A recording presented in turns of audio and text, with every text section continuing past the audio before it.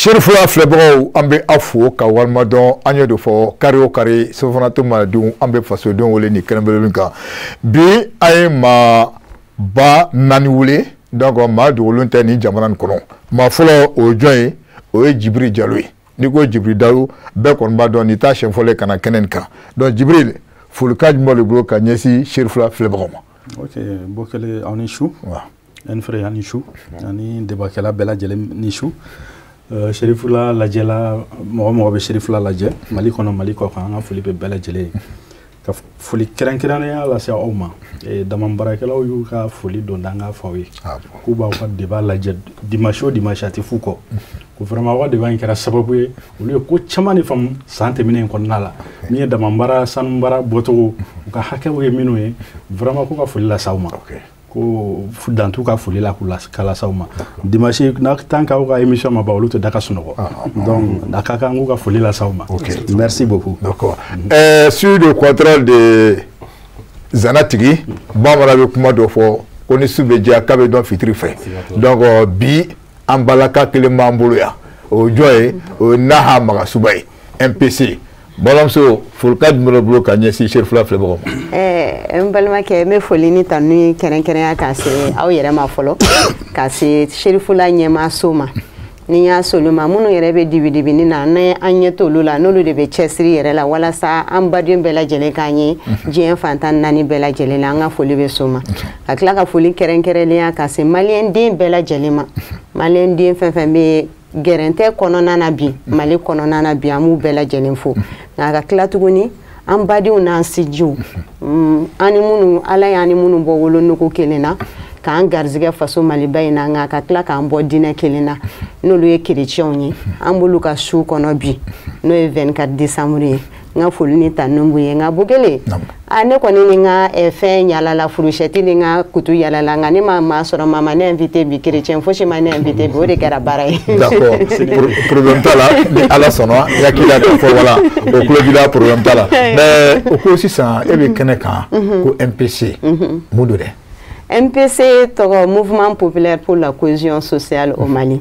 N famana yama ni y'a san 2 ye nka ni jɛkulu in yɛrɛ sigilen bɛ bɛn ni keleya ko fɔli kama jɛkulu in kɔnɔna na an ye wulikajɔ caman kɛ an ye wulikajɔ y'an wuli ka se Farabugu an ye Kɔna kɛ an ye Sofara kɛ an ye Masina kɛ jɛkulu in yɛrɛ kɔnɔna yɛrɛ la sisan welewele ba bilala an ma farafinna ɲɛmaaso ma n'o ye Union Africaine ye nin y'a tile 10 ye ne yɛrɛ bɔra yen nɔ mais n kelen ma taa n y'a ɲini komi an taara ko an minnu bɛ yan nɔ an ka fasoden minnu bɛ kɔnɔnaw na an y'a ye k'a fɔ an ka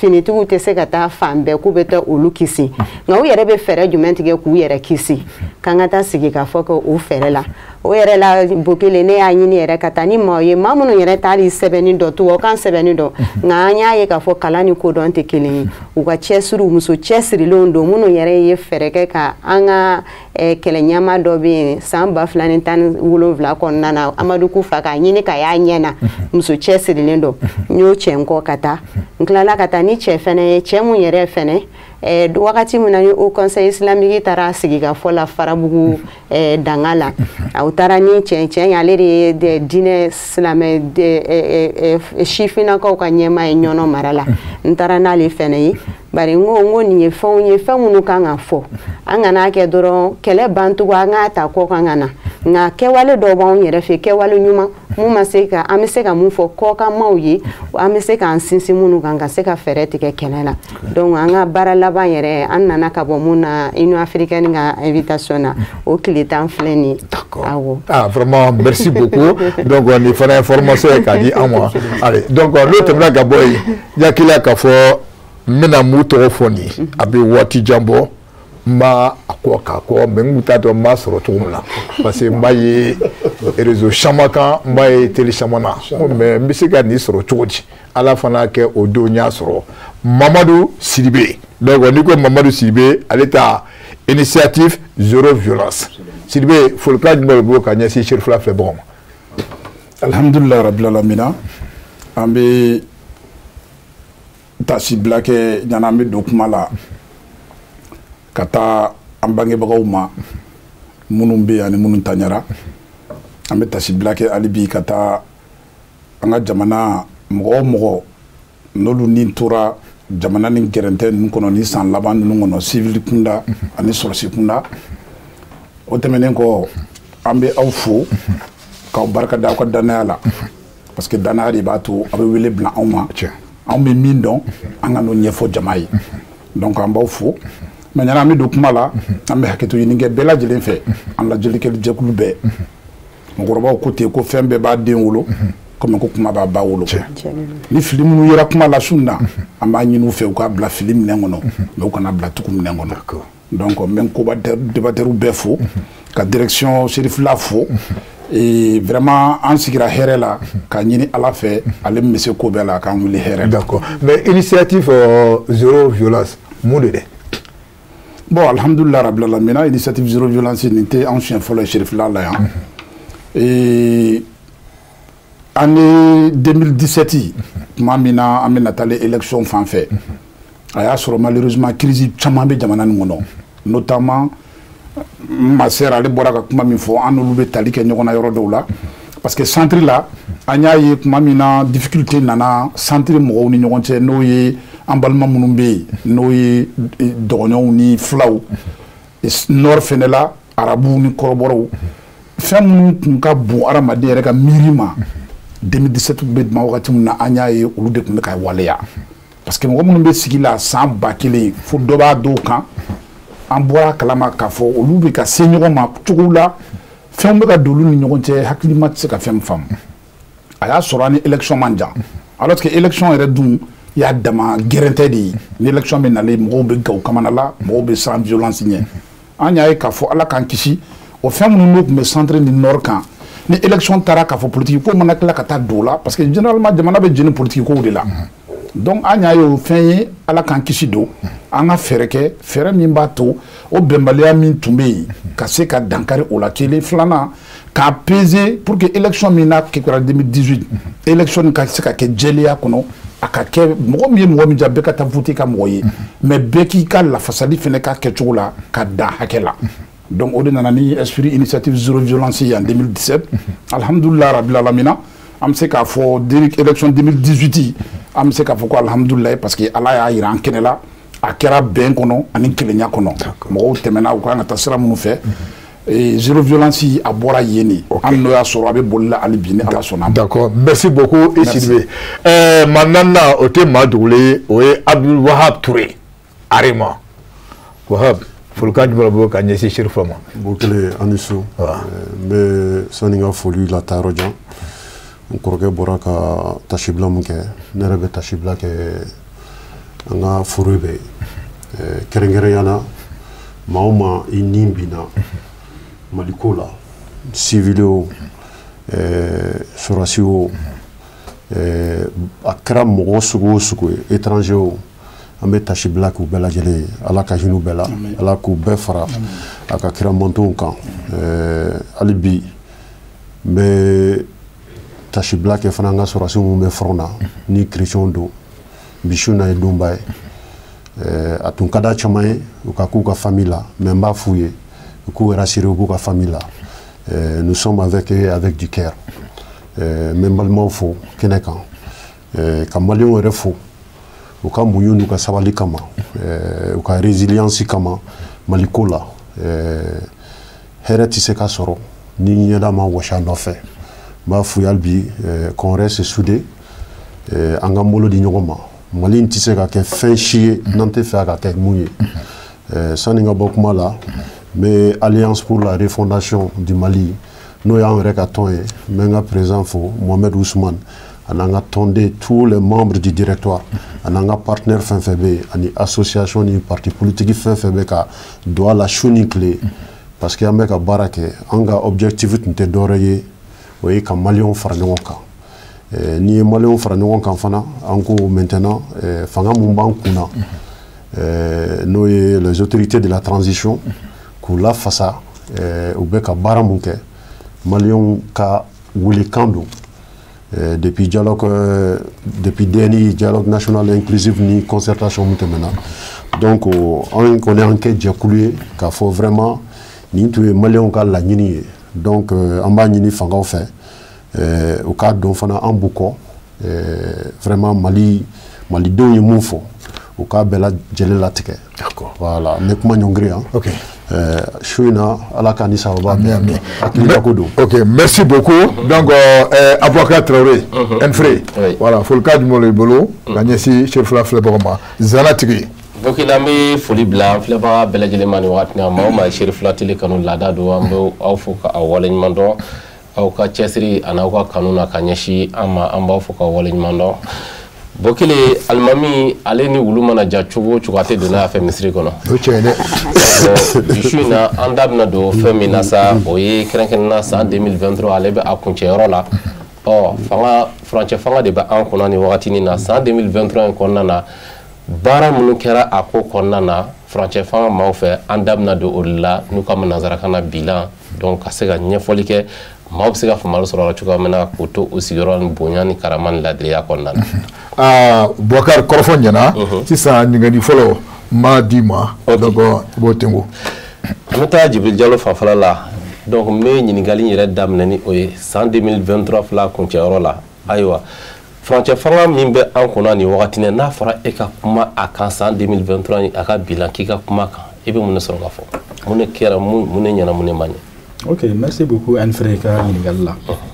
Bon, comme ne expert géologue min ye n b'a essayer ka kuma o domaine kɔnɔna la fɔlɔ peut-être kuma taabolo la kɔfɛ n bɛ se ka kuma tɔw kan. N bɛ se ka yira k'a fɔ anw ka domaine na baara caman kɛra. Anw ye débat caman k'aw yɛrɛ ka plateau la yan k'a fɔ ko code minier min tun b'an kunna 2019 in code minier in man ɲi barisa code minier in fɛn caman b'a kɔnɔ min tɛ maliyɛnw ka intérêt kɛ. O débat ninnu senfɛ ala y'a kɛ hali assise fana la kumaw fɔra yen k'a fɔ an ka fɛɛrɛ kɛ an ka code minier kura dilan code minier kura min maliyɛnw b'u yɛrɛ y'a kɔnɔ maliyɛnw b'u ka nafa n'u ka intérêt y'a kɔnɔ au lieu que an ka code dilan min bɛ dunanw de ka nafa dilan ala nana kɛ autorité de la transition mɔgɔw u y'an lamɛn u ye commission dɔ sigi anw yɛrɛ welela n bɛ foli lase Lasana Gindo ma ani ne yɛrɛ émission kɛ yan n bɛ foli lase a ma u y'a wele bila anw ma k'an participer à commission in na ka baaraw kɛ minnu b'a to code minier kɔrɔ min tun bɛ yen yɔrɔ o yɔrɔ tɛ jamana arranger an k'olu bɔ a kɔnɔ an tun y'a ye k'a fɔ fɔlɔ la jamana tun bɛ 10% de sɔrɔ fu jamana tɛ se ka tɛmɛ 20% kan comme participation ala nana kɛ an ye laɲiniw k'u fɛ an tun ko ma vraiment tun ka d'an ye jamana ka 20% sɔrɔ fu 10% jamana b'o san mais code kɔrɔ in kɔnɔ 10% de bɛ di jamana ma 10% dɔ in jamana b'o san de bon an y'o laɲiniw kɛ o laɲiniw senfɛ an ye kuma caman fana fɔ an ko hali dragage fana interdilen o ma bɛn anw ma barisa an y'a ye a interdilen nana kɛ sababu ye ka jeune caman bila chômage la baara in an b'a dɔn kɔlɔlɔ b'a kɔnɔ mais kɔlɔlɔ in bɛ se ka dilan ka denmisɛnnin ninnu k'u maintenu ka baara la barisa n'i ye orpaillage dɔrɔn jateminɛ Bokele maliyɛn bɛ baara k'a kɔnɔ bi a ka ca ni miliyɔn kelen activité tɛ Mali la bi jeunes bɛ baara kɛ min na ka tɛmɛ orpaillage kan orpaillage ye jumɛn ka sanu bɔ damanda la sanu ka sanu bɔ an ka laadala sanu bɔcogo la donc an y'a ɲini fɛɛrɛ ka kɛ o condition mais maintenant les 20% o amélioré la a kɛra 35% ye mais 35% in na jamana bɛ 10% de sɔrɔ fu 20% jamana b'o san mais 5% o bɛ di maliyɛnw ma minnu bɛ fɛ ka don société ninnu kɔnɔna la bon dɔnniya an ka majɛjɛ mais o fana ka fisa ni fu ye ko fɛn dɔ jiginna ma a ma bɔ donc an y'o laɲiniw sɔrɔ an caman de donna a kɔnɔ vraiment a diyara anw ye a bonyana anw ma a sen fɛ anw ka association n'o ye APVRM ye ani Fermali mɔgɔw y'an fara ɲɔgɔn kan n bɛ Sori Ibrahim Traoré fo an ye conférence yɛrɛ kɛ ka vraiment ka autorités remercier k'a fɔ u ye jamanadenw lamɛnni min kɛ nin diyara anw ye o sen fɛ tuguni an y'a ɲini ko ka audit minier kɛ audit minier ye jumɛn ye société minière minnu b'an fɛ yan a bɛ san 30 bɔ k'u sɛgɛsɛgɛ k'a lajɛ est ce que u bɛ sariya kɔnɔ wa u ka contrat ninnu bɛ cogo di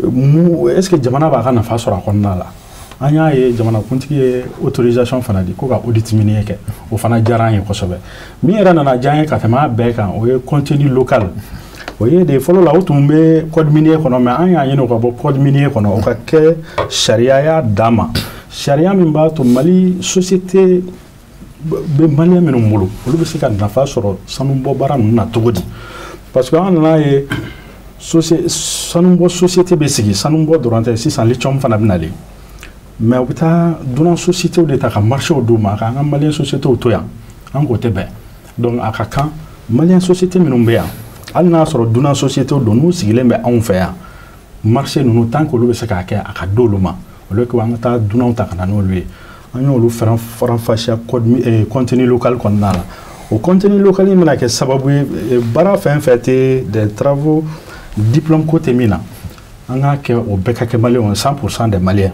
surtout a bɛ bɔ sigida minnu na o sigida denmisɛnninw a bɛ kɛ sababu ye olu bɛɛ bɛ baara sɔrɔ donc olu bɛɛ nafa ye vraiment min y'a yira anw na k'a fɔ tiɲɛ na baaraba kɔni kɛra o kɔnɔna la a diyara anw y'a bonyana ma bien que majɛ dɔɔni b'a la mais olu bɛ se ka corriger avec le temps i n'a fɔ an ye min fɔ drague interdit u ma bɛn an ma an ko u k'a essayer k'a dilan a ka organiser ka ɲɛ denmisɛnnin ninnu ka segin u ka baara kɔnɔna la minnu b'a baara kɔnɔna la a bɛ kɛ sababu ye ka baara emploi denmisɛnninw ka baarantanya kɛlɛ parce que baara o baara min bɛ se ka baara di denmisɛnninw ma 100 n'i y'o interdit bɔ kelen conséquence b'a la parce que jeunes ninnu n'u ma baara sɔrɔ u bɛna kɛ mun de u bɛ taa fara mɔgɔ juguw kan donc anw bolo an ka fɛɛrɛ kɛ fɛn o fɛn bɛ se ka baara ninnu ka valoriser an ko fana orpaillage bɛ yɔrɔ min na o ye jamana baara ye jamana k'a maîtriser Bokele a bɛ san 30 bɔ u bɛ sanu min bɔ jɔn de b'u ka sanu san u ka sanu bɛ taa yɔrɔ jumɛn ni contrôler tɛ jamana fɛ donc an ye laɲini kɛ k'a fɔ il faut contrôler an ka nin production ninnu contrôler n'aw production contrôler la jamana k'a ta sɔrɔ correctement Bokele Mali est premier producteur d'or en Afrique o kuma min fɔ ko sabanan don sabanan tɛ dɛ parce que nin bɛ ka anw échapper bon donc c'est pour résumer que vraiment baara kɛra anw ka secteur la baara caman bien que an hakili bɛ caman na minnu bɛ se ka lawaleya cogo min na an hakili bɛ pétrole ko la an hakili bɛ gazi ko la an hakili bɛ engrais ko la mais dɔɔni don mais on sait qu'à fois on est satisfait. Voilà, on a domaine qu'on a là, satisfait. Bokar, on va faire dialogue là. Il y a comment faire. À Bessara, mais ben à Bena Boneda Daloubé, Béni Nigola, étape par étape. Vous avez préparé. Donc à Moufo et qu'à le moudon, il d'abord là, au de Sanoué, soit du blanc au calendrier. Donc si c'est en 2023 là, il y en a quoi mouillé au Akera. Donc on a Dalou. Voilà, donc tu te prépares. Il n'y a pas de problème. Parce que non, on met ta F9 en là, mi Iboraka Diallo, mais c'est ça, allez be faire nous, donc allez d'adouala qu'à force en 2023, ni jatemneke, bara chamankera au secteur konana. Oh, et refenena fora ekakuma, ni frontière fanga fanga en 2023, na fora ika bilankala. Et bien mon soroga fora ni ka jekulu. Ika ni ngali jaranye balmaken.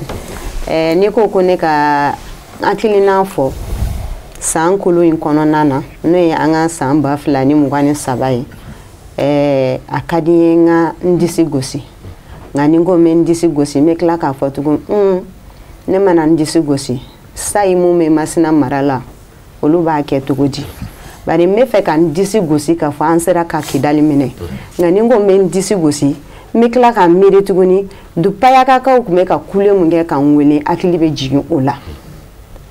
Akili bɛ jigin payakaw ka kule kana payaka bɛ sayi commune na n'o yɛrɛ bɛ Masina cercle kɔnɔna na ni ye miiri olu n'a ɲɔgɔnna caman na n b'a fɔ hali bi cɛsiri kan ka kɛ an t'a fɔ ko belebele ma kɛ bari Kidali o kun ye an jihadisiw ka buguyɔrɔ ye buguyɔrɔ belebeleba ye nka ne ɲɛ b'a la cogo min na n'an taara an sinsin Kidali kan an bɛ bali mun na a bɛ sɔn ka kɛ i n'a fɔ san 2012 an bɛ Gawo kuma min na an nisɔndiyalen bɛ k'u tɛna se an ka sɔrɔdasiw la u tɛna se an ka sɔrɔdasiw la u poyira de ka bɔ cɛmancɛ fɛ u poyira de o don y'a sɔrɔ ne bɛ Gawo o de la ni ne ni Bamakɔka caman bɛ kuma n b'u lajɛ n bɛ yɛlɛ bari n'an taara an sinsin bere kɛ k'an disi gosi ko Kidali minɛna Kidali dɔrɔn tɛ Mali ye dɛ i b'a sɔrɔ u bɛ ka sinsin cɛmancɛ yan fan ninnu fɛ.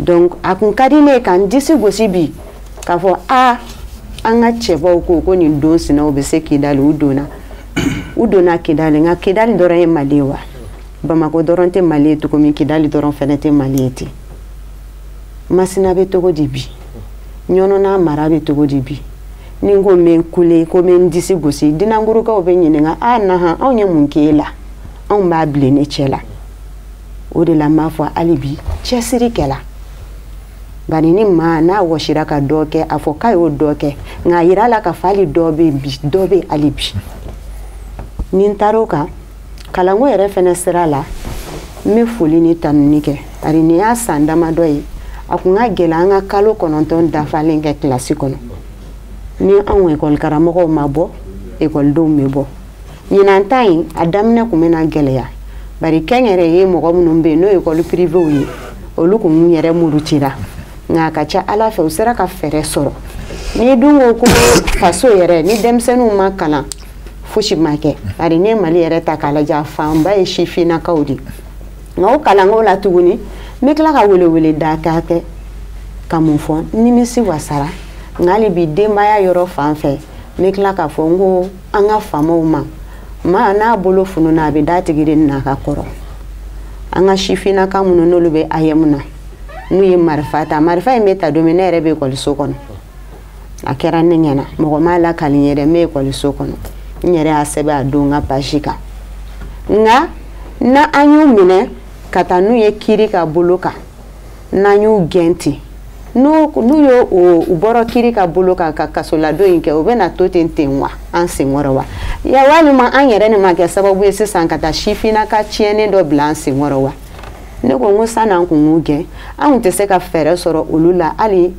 u bɛ ka mɔgɔw tali min kɛ armée la SNJ ninnu bɛɛ lajɛlen bɛ yen ne bolo an kana kɛ ten dɔrɔn k'an dusu labɔ ka ko kɛ ten nka an ka fɛɛrɛ ɲini kow la dusubɔ kɔfɛ tiɲɛni mana kɛ n'an ma fɛɛrɛ ɲini ka tiɲɛni kɛ don dɔ la a bɛ taa k'an bolo dan donc a ka di n ye k'an disi gosi ni kidali ye nka n bɛ n tɔ to.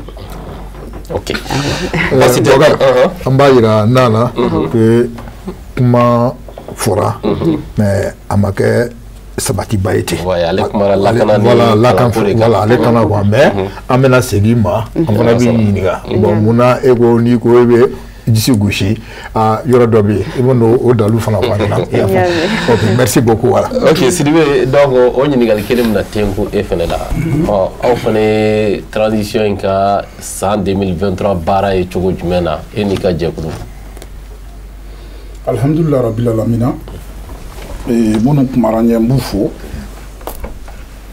Jalo n bɛ profiter ɲani n ka don kuma kɔnɔ ale ye kuma dɔ fɔ a ka kuma kɔnɔ ne ka domaine tɛ sanuko ye mais a ye fɛn dɔ fɔ k'u ye laɲini kɛ n'o ye orpaillage ye moi je pense que jamana nin kɔnɔ n'an bɛ ko o ko kɛ kuma dɔw la an ka kan k'a peser a pour en a contre orpaillage an bɛ don min na i ko bi surtout artisanal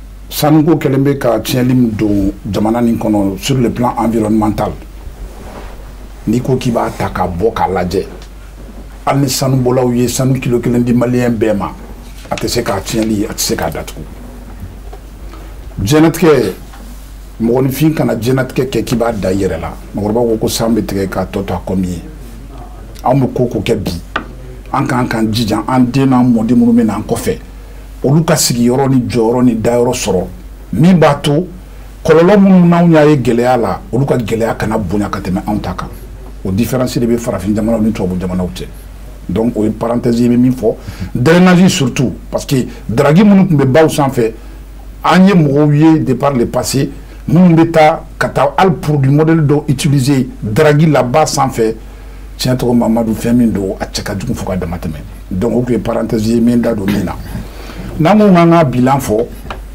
ne hakili la bilan c'est un ensemble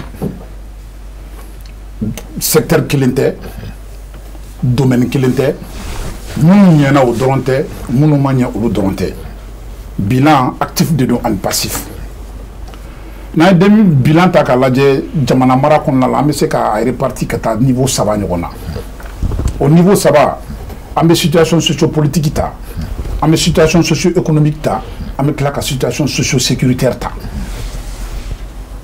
n'i ye nin 3 ta k'a da ɲɔgɔn kɔrɔ k'a lajɛ malatigɛ sabanan ye jumɛn ye sabanan situation socio-sécuritaire ok mais n'i ye maliyɛnw ɲininka bi n'i ye mɔgɔ 100 ɲininka 90 b'i jaabi ka taga ni kuma ye situation socio-sécuritaire de kan mais mɔgɔ an bɛ ɲina fɛn dɔ kɔ minnu tɛ san sɔrɔ juru kɔ koyi ne ka musokɔrɔba tun b'a fɔ ala ka hinɛ a la k'i y'a mɛn fa bakari bɛ se jago la k'a fɔ ko manamu ɲuman mɔgɔ si tɛ qui peut se maintenir sécuritairement k'a sɔrɔ sur le plan économique tu ne tiens pas o yɛrɛ nɛgɛ nin an bɛ se ka ɲɔgɔn nɛgɛ fura mobile la mais en réalité an si tɛ kɛnɛya donc fɛn dɔw bɛ yen n'an y'an wele alhamdulilah rabbil alamin c'est pour que an dalen bɛ min na ani ala cɛmala la an ka na k'olu fɔ mɔgɔw ye ça c'est ma vision de la vie n'an ye nin saba ta k'a lajɛ an bɛɛ ye maliyɛn de ye aujourd'hui l'atmosphère politique dans ces pays là c'est-à-dire que maliyɛn yɛrɛ dama ni ɲɔgɔn cɛ gɛlɛya min bɛ yen bi transition nin kɔnɔ n'i y'a ta k'a lajɛ hali situation politique là où il y avait une majorité une opposition i bɛ se k'a fɔ k'a gɛlɛya ɲɔgɔn kun tɛ yen o dun ye fɛn ye fɛn min don a ka bon bɛɛ hakili ma ne kɔni a ka bon ne hakili ma parce que mɔgɔ bɛ se k'i sigi ni fɛn bɛɛ ye situation transitoire période transitoire priorité diɲɛ kɔnɔ période tɛ se ka kɛ jamana kɔnɔ min na jamana kɔnɔdenw kan ka don da kelen fɛ ka bɔ da kelen fɛ ka tɛmɛ période transitoire kan parce que o ye wagati de ye wagati min jamana kɔnɔden bɛɛ kan k'i yɛrɛ sɔrɔ jamana kuma la ani jamana baara la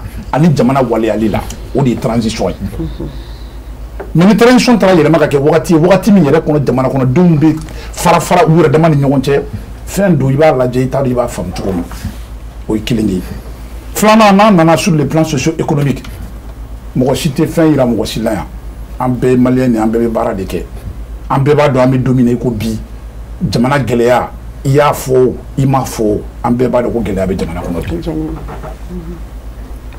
n'an nana sur le plan socio-sécuritaire n'o ye sabanan ye n'o o kɛlen bɛ bi ka jamana kɔnɔden bɛɛ hakili geren sira dɔw fɛ a ye Kidali ko kuma fɔ a da tugura kuma dɔ la an balimamuso a ko Kidali ye entité de ye o a tɛ se ka ja kun kɛrɛ la ka tɛmɛ caman cɛ kan o tɛ se ka kɛ o maliyɛn ye mɔgɔ miliyɔn 23 ou miliyɔn 24 Kidali n'a kɛrɛfɛ dugu i b'a bɛɛ fara ɲɔgɔn kan n'i y'a mɔgɔ 100,000 sɔrɔ a kɔnɔ o kɔrɔ k'i ye mɔgɔ sɔrɔ ye o tuma an bɛna mɔgɔ miliyɔn 22 tɔ fili ji la ko parce que ko an bɛ Kidali mɔgɔ 100,000 fɛn dɔw bɛ yen an ka baara kɛ ni hakili ye an ka passion bɔ a la an ka sensationnel bɔ a la alhamdulilah rabbil alamin mɔgɔ tɛ Mali kɔnɔ Kidali minɛli ma diya mɔgɔ min ye en tant que malien mais fɛn dɔw bɛ yen tubabuw b'o de fɔ ko l'arbre ne doit pas cacher la forêt effort min bi bi in na n'a déployé don ko minnu n'a bɛɛ talen bɛ ka bila en branle sur le plan mobilisation même des ressources n'i y'a ta k'a lajɛ an kana fɔ ko Kidali kɛrɛn tɛ ko ye an bɛ don min na i ko bi o de b'a to 2012 i bɛ permettre n ko 2015 accord d'Alger signalé a wagati kama aw ye mouvement dɔ kun bila en place équité nord sud a mouvement kun dabɔra mun kama tuma min na ni accord signera n'u y'a ɲini k'a fɔ ko ka mɔgɔw intégrer au niveau de Kidali et puis les régions nord ka mɔgɔw ta sɔrɔ si ani baara bɛɛ lajɛlen na an ko n k'o tɛ se ka kɛ Mali bɛɛ ye ba ye an y'a f'u ɲɛna don kama n'an ma ɲɛ k'a bɛ mɔgɔw ta Kidali a ye mɔgɔw ta région bɛɛ la n'an ma ɲɛ k'a bɛ gendarmew ta Kidali a ye gendarmew parce que problème kelen bɛ Kidalikaw bɛɛ la o gɛlɛya kelen de b'an bɛɛ da la o donc a tɛ se ka taa fɔ k'aw bɛ taa mɔgɔ dɔw prioriser ka tɛmɛ mɔgɔ dɔw kan ça c'est des choses dans lesquelles nous on ne se retrouve jamais donc an bɛ don min na i ko bi n'i ko k'i bɛ bilan fɔ ka nin secteur saba ta k'a lajɛ alhamdulilah sur le plan sécuritaire on peut dire que dɔ kɛra madame y'a fɔ sisan mais ɲɔgɔnmɛ kunkolo bɔlen kɔlɔn kɔnɔ o t'a bɔlen dɛ centre ne tun bɛ débat la semaine tɛmɛlen dɔrɔn ne ni les pays Dogon a jeunesse président fila ne n'olu de tun bɛ débat la don u da sera kuma minnu ma je crois que mɔgɔ caman y'a mɛn caman y'a ye ne tɛ centre la mais u ye minnu fɔ c'est pas tenable c'est vraiment dur donc an kana fɔ ko Kidali c'est vrai ça a mobilisé Kidali ko kuma n'i y'a fɔ maliyɛn ye dɔrɔn pikiri de don a bɛ bɛɛ lasunɔgɔ mais an k'an jija an ka réalité lajɛ en face n'o ye jamana kɔnɔden bɛɛ bɛ se ka lafiya cogo min i kɛra Kidali o et puis Kidali ko nin moi je l'ai dit armée donna Kidali alhamdulilah rabbil alamin mais a don mɔgɔw ye ɲininka miirina ye mun y'a la ne ko ne bɛ yɔrɔ min ko bi n'i ko ko k'a bila ne ma n'i ko ka baara kɛ ne hakilina ye Kidali bi sɔrɔsiw donna don min o dugusɛjɛ Mali autorités ne b'a ɲini u fɛ u ka négociation dayɛlɛ kɛlɛ foyi tɛ dugukolo kan min tɛ laban sigila fɔ o ma o tɛ yen ça c'est mon point de vue. Ok. Voilà. Bakari, ni ko ɲana i ɲɔgɔnna zana gila tɛ mu a ye zana ban fɔ dɛ donc n b'a fɛ k'a f'i ɲɛna donc Sidibe a y'i ka kuma partie dɔ bɛ yen donc an bɛna sigi ma i b'o de ta fɛn voilà. Ok Abdul n bɛ o ɲininkali kelen tɛngu e fɛnɛ la donc e yɛrɛ bolo san 2023 in donc a bɔra k'a fɔ cogoya min na sisan nɔ bɛɛ dɔn fɔ secteur dɔ la e fɛnɛ bɛ mun bilan de di an ka faamaw ma 2023 kɔnɔ. Bon n fɛ n b'a fɔ alhamdulilayi sani n ka kuma depuis 2022 depuis rectification parce que ne b'a ta o de la rectification kɛra waati min na ka se bi ma ko jumɛn sera ka se jamana kɔnɔ bon sani n ka kuma bilan kan a ka di n ye ka maliyɛn fo mun bɛ Mali kɔnɔ ani mun bɛ Mali kɔfɛ parce que transition in bɛ yɔrɔ min na bi ni maliyɛnw tɛ baara fɛn fɛn bɛ ka kɛ a tun tɛ se ka kɛ donc ala cɛsiribaw n'olu y'an ka autorités ye ne t'olu fo fɔlɔ ne bɛ maliyɛnw de fo n bɛ e yɛrɛ fo parce que maliyɛn bɛ kɔngɔ muɲu ka tɔɔrɔ muɲu ka dibi muɲu diɲɛ sɛgɛn o sɛgɛn bɛ yen an y'o bɛɛ kɛ pour que an ka se k'an ka liberté sɔrɔ parce que n'i y'a jateminɛ liberté n'a pas de prix n t'a fɔ maa mun tɛmɛna Maliko la k'u ma baara kɛ u ye baara kɛ mais transition in depuis rectification nana a nana ni principe ba saba de bon o principe ba saba y'a to malidenw y'u yɛrɛ sɔrɔ malidenya la sinon ne mun filɛ nin ne ye kɔfɛla de kɛ n'a tun fɔra k'e ye maliden i b'i dogo de tout simplement bɛɛ tun kɛra Mali tun kɛra baya ye bɛɛ bɛ don a kɔnɔ bɛɛ bɛ bɔ a kɔnɔ mun ka di ye i b'a kɛ n balimakɛ da tugura min ko la n'an ko k'an b'o kuma fɔ yan bi débat yɛrɛ bɛ se ka sigi o kan tellement que Mali sanu suyara a dugujukɔrɔfɛn suyara n bɛ kuma Sidibe fana ka kuma dɔ kan Mali kuma tɛ se ka fɔ bi n'an tɛ kuma Kidali kan Mali yɛrɛ problème daminɛla Kidali de depuis l'indépendance du Mali gouvernement fɛn fɛn tɛmɛna a bɛɛ ne nana ni projet de développement ye Kidali an bɛ yɔrɔ min na projet bɛ yɔrɔ jumɛn quai de poisson a bɛɛ bɛ ɲɛgɛn kɔnɔ ou bien mɔgɔ mun sera ka ko kɛ o y'a ka nafolo suɲɛ ka taa fɛn dɔ kɛ jamana wɛrɛ kan ka malidenw bila an bɛ dingɛ mun ni sɛgɛn mun kɔnɔ bi ka an bila o la maa damadɔ de y'o kɛ émotion ko tɛ o tiɲɛ de don n'an ka kuma an ka kuma histoire kan ko mun kɛra an denw n'a mɔdenw k'a dɔn nin de kɛra Mali kɔnɔ an k'a kɛ histoire ye an k'a f'u ye mais Mali bɛ hinɛ malidenw bɛ tasi bila kɛ nin bɛɛ la an y'a muɲu an ma mɔgɔ bɔ mɔgɔ la an ko an ka baara kɛ Mali ka intérêt kama maintenant n bɛ don i ka question kɔnɔ ne ye fɛn dɔw sɛbɛn depuis rectification kɛra an ka autorités bɛ ka baara o baara kɛ bi n bɛ foli di président Assimi ma parce que don kelen a ma bɔ ka kuma ko nin y'ale fɛla ye anw maliyɛnw de dialogue national inclusif kɛ DNI concertation kɛra an ye fɛn min élaboré ko Mali ka kɛ tan bi transition bɛ k'o baara de kɛ o fɔlɔ ye mun ye fɔlɔ o ye ka an ka sariya bulon mun bɛ yen n'o y'an ka constitution ye ka falen don o kɔnɔ an b'a fɔ kɔrɔlen tun bɛ yen k'a tun man ɲi dɛ nka kɔrɔlen bɛ yen nin y'a san joli ye ça manquait beaucoup de difficultés mɔgɔ caman tun b'a kɔnɔ baara caman tun b'a kɔnɔ i tɛ se k'a kɛ malidenw de ka laɲini don an ka autorités sera ka fili dɔw la k'a falen d'an ma maintenant an bɛ 4e république la o DNI kelen fana la ɲininkali kɛra ko mun na an bɛ taa kuma bɛɛ parce que an y'an sigi ka jateminɛ n'a fɔra ko élection an bɛ miliyariw de ta ka don élection na kunkuru taara kunkuru sɛgɛnna ne bɛ balo pied n b'a di Bokele ma Bokele b'a passer a b'a di Infere ma Infere bɛ tila k'i tourner a b'a jɛ jɔn bɛ se ka fɔ élection fɛn fɛn tɛmɛna Mali kɔnɔ k'a y'a élection bɛɛ que c'était correct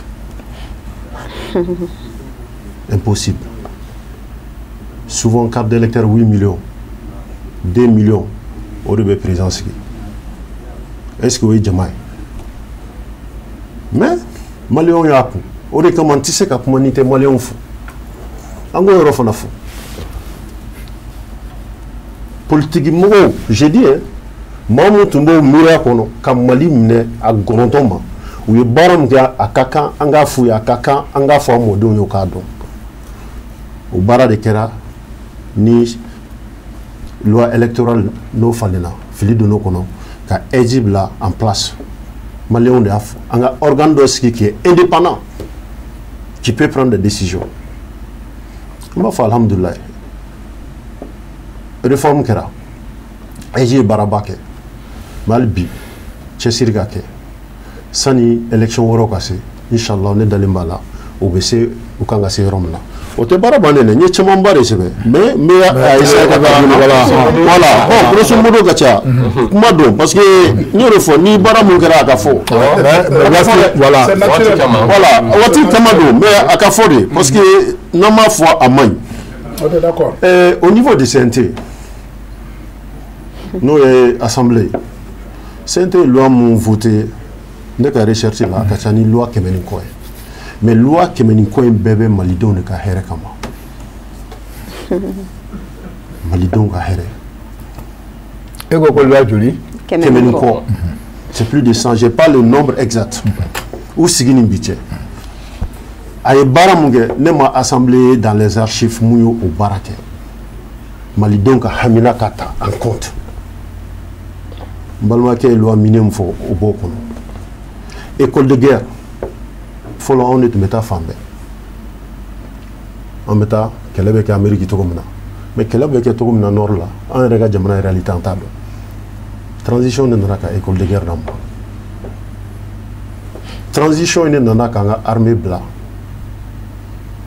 une armée républicaine et professionnelle il faut le dire on est fiers on est fiers on est fiers bi bi in na kɛlɛ man ɲi an t'a fɔ k'an bɛ taa disi gosi maa la mais il faut k'an k'a fɔ bin de kɛra Mali kan parce que n'i kɛra ba ye bɛɛ bɛ don ko mun dara Mali kan a ma deli k'a da diɲɛ jamana si kan a ye taa archive bɛɛ lajɛ mais maliyɛnw nɔ don dɛ ne bɛ fɛ ka mun fɔ komi a ye waati ko fɔ sɔrɔsiw y'u ta kɛ nos autorités nos 5 colonels u ye kuma fɛn fɛn fɔ maliyɛnw ye kuma fɛn fɛn fɔ o bɛ k'a lawaleya mais an maliyɛnw nin pacte social an m'an ka baara kɛ an m'an ka baara kɛ mun na ni na an mɔgɔ 4 bɛ se k'an sigi yan mɔgɔ 6 bɛ se ka sigi ka baro fɔ Mali ko kan a sɔrɔ an ma funteni ɲɔgɔn nɔfɛ an bɛ hakilina jateminɛ mun b'a to maliyɛn millions mun bɛ yen ani les gens qui se considèrent comme politiciens ou des analystes olu tɛ se ka o jateminɛ ka ɲɔgɔn ka différence ye ka tila ka Mali bila sanfɛ ka baara kɛ o de la ne b'a fɔ an m'an ka baara kɛ ko tiɲɛni de ka nɔgɔn an ma mais a dilanni an tɛ k'a kɛ jamana si maa si tɛna ka na Mali dilan ni maliyɛn tɛ ni n bɛ sɔn i ye i kun ka sɔn n'an bɛ sɔn an ka Mali bila sanfɛ an ka baara kɛ an k'a kɛ n'an nana kɔfɛ réalisation tɔw kɛra o a ka ca n b'a caman waleya n bɛ kuma ɲɔngiri d'accord Boubacar Touré kumana su na dɛ vraiment puis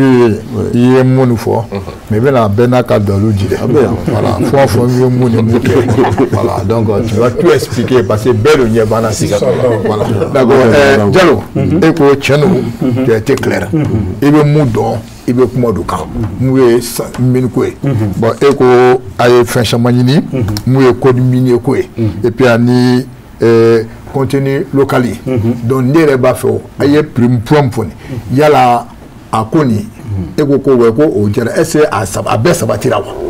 Ok, merci beaucoup Bokele. Merci ni ya question jabi mais Sidibé bilasira ni kuma dɔ ye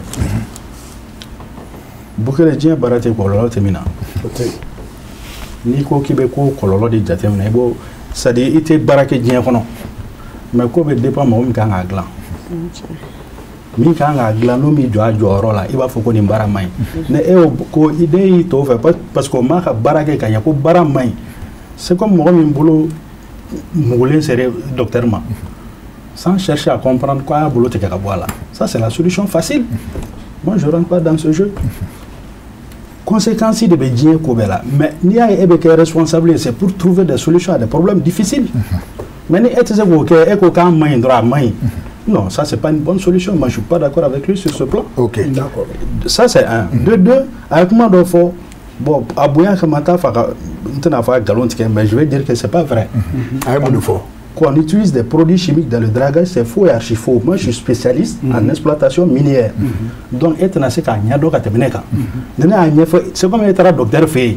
Moi, je parle, je suis un spécialiste du domaine.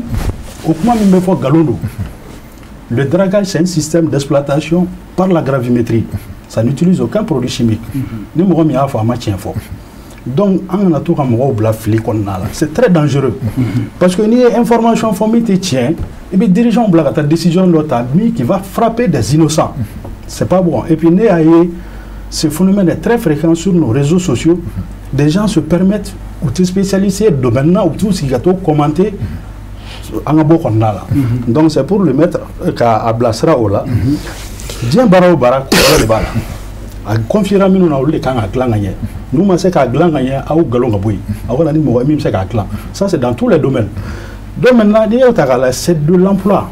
Il y a exemple où t'as nous me baraka là c'est plus d'1 million de jeunes. Au baraka du même Mali qu'on a qui peut donner plus d'1 million de travail à Thierry. Les Mali fonctionnaires ça dépasse pas 200 000 personnes, 1% de la population. Donc, c'est pour dire que Barabé dépend à confirmer nous avons qu'à la gagné. Nous lui ok. C'est comme un mototaxi ça a été une création d'emploi. Mais ça a créé de l'emploi. Mais est-ce que c'est encadré? Non, mais encadré quand il y a que tiens de haut. Ali fura na diri mani masa tatou la bibana. Abse qui fera. Donc le boulot, un boulot qu'on a là. C'est-à-dire les sanombo côté jatemene.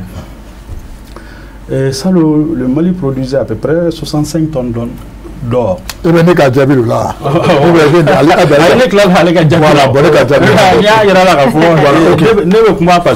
suis spécialiste du domaine. D'accord. Moi, je vais amener les explications scientifiques. Voilà. Moi, j'ai même fait un livre sur le dragage. Voilà. Donc, il y a une ligne qui est ah, mais il m'a fait un code minier qui vaut le don parce que mine là, est un domaine de bruit. Donc, transition, on va passer iPhone for mini. À Bekera. Il y a la système n'est pas avec un don. Il va mou forani. Est-ce à Dalou Kenega rebe à Bekera? À Bekera parce que on y a une relecture que code minier là 2019. On a la uniforme qui a mis en code 2019 à Mali qui a intérêt. Parce que pourquoi? On a dit que les contrats sont très mal négociés. Contrat d'OB Sambi Saba. Société mano signé un contrat c'est à renégocier. On a dit qu'au main parce que Sambi ça va qu'on a là ça nous privé c'est qu'il y a la fois c'est qu'il y ça nous privé dans les années 96 on situé ça fait 31,1 grammes après tu c'était $600 mais beaucoup de bilans est à $2000. Certaines sociétés continuent à calculer sur cette base.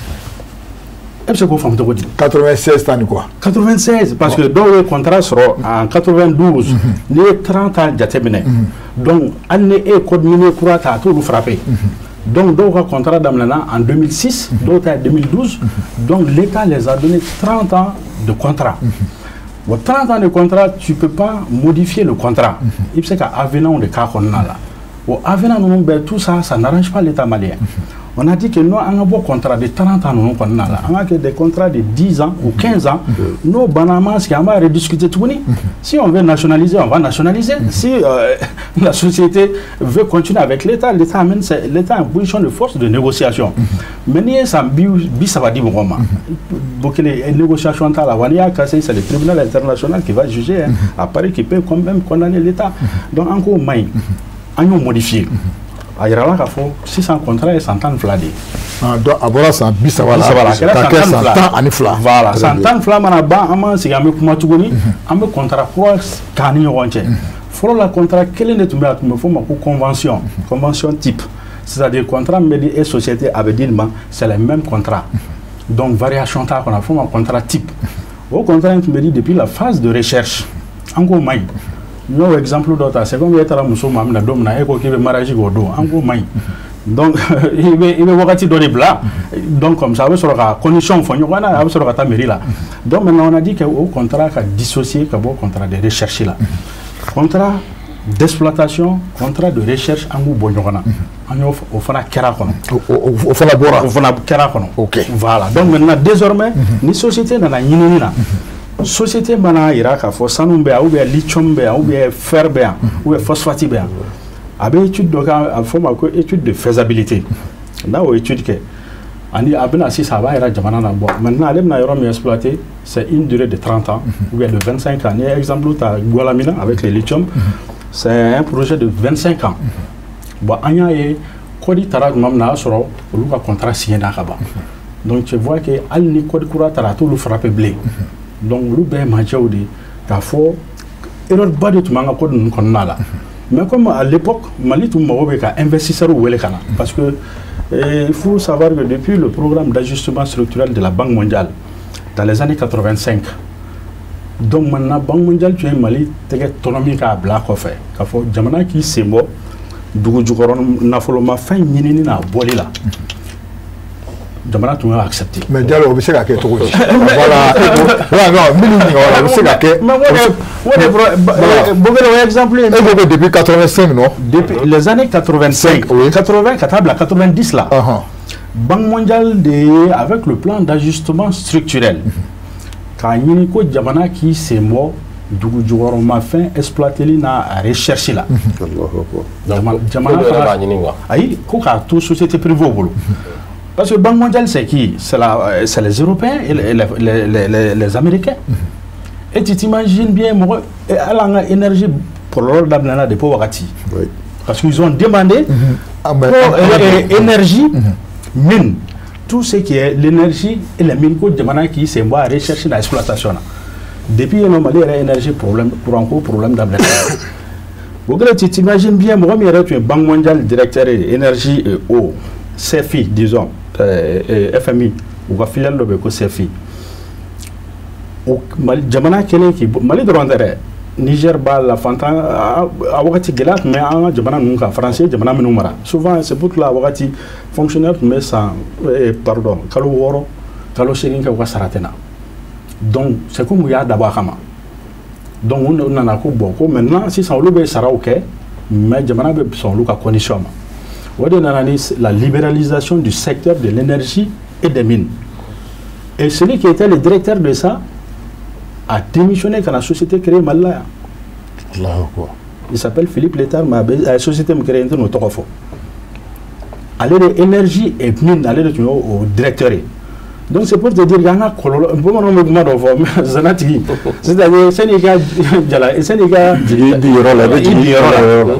il de jalaki bon on talona maintenant transition na fa ya photo comme c'est une période transitoire wakati ndo konna o tse ka fɛn bɛɛ dilan mais u se mi o bɛ se ka o labɛn a fana bɛ hali ni mɔgɔ wɛrɛ bɛ na u n'a sɔrɔ sigilanw bɛ yen voilà donc maintenant le code minier an sera ka ninnu falen a kɔnɔ bon maintenant c'était la toute première fois contenu local ka créé Mali la yan an tun b'a ye an y'a ye Burkina an y'a ye jamana wɛrɛw la mais a tun tɛ Mali la alors que Burkina ninnu filɛ olu nana Mali yɛrɛ code minier de ta ka baara kɛ n'o ye mais contenu local b'olu fɛ yan a tun tɛ anw fɛ yan donc contenu local in de b'a to jamana yɛrɛ bɛ se ka nafoloba sɔrɔ dugu jukɔrɔ nafolomafɛn na n b'o misali nɔgɔmali min d'i ma Bokele i b'a lajɛ sisan ni société minière ka chiffre d'affaires a bɛ wari fɛn fɛn sɔrɔ san kɔnɔ o ka bɛn 100 milliards ma i bɛ taa sɔrɔ 100 milliards kɔnɔ société b'a f'i ɲɛna ko 70% bɛ taa dépense de la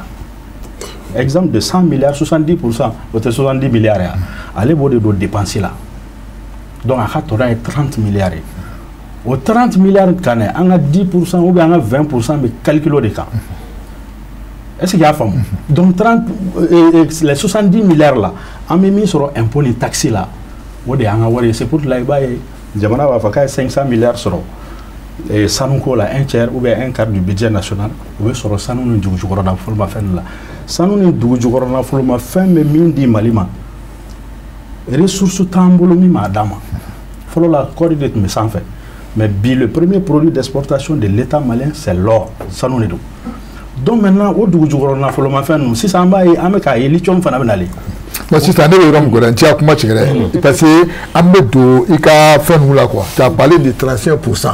De 35%. Voilà. Anga do iko webo au fala ayi la ni ko au fala nyana bora. Donc ça m'a fait amaka étape par étape. Sans forme nyana bora, il veut nous ka daluji parce que bedo ba fera foma. Anga énergie compte yi, anga coton compte yi. Il me mudo anga do voilà. C'est la parenthèse quoi. C'est-à-dire fin d'obé, secteur d'obé, au lieu de bon, allez mine flaner et mine il faut que tu aies le courant.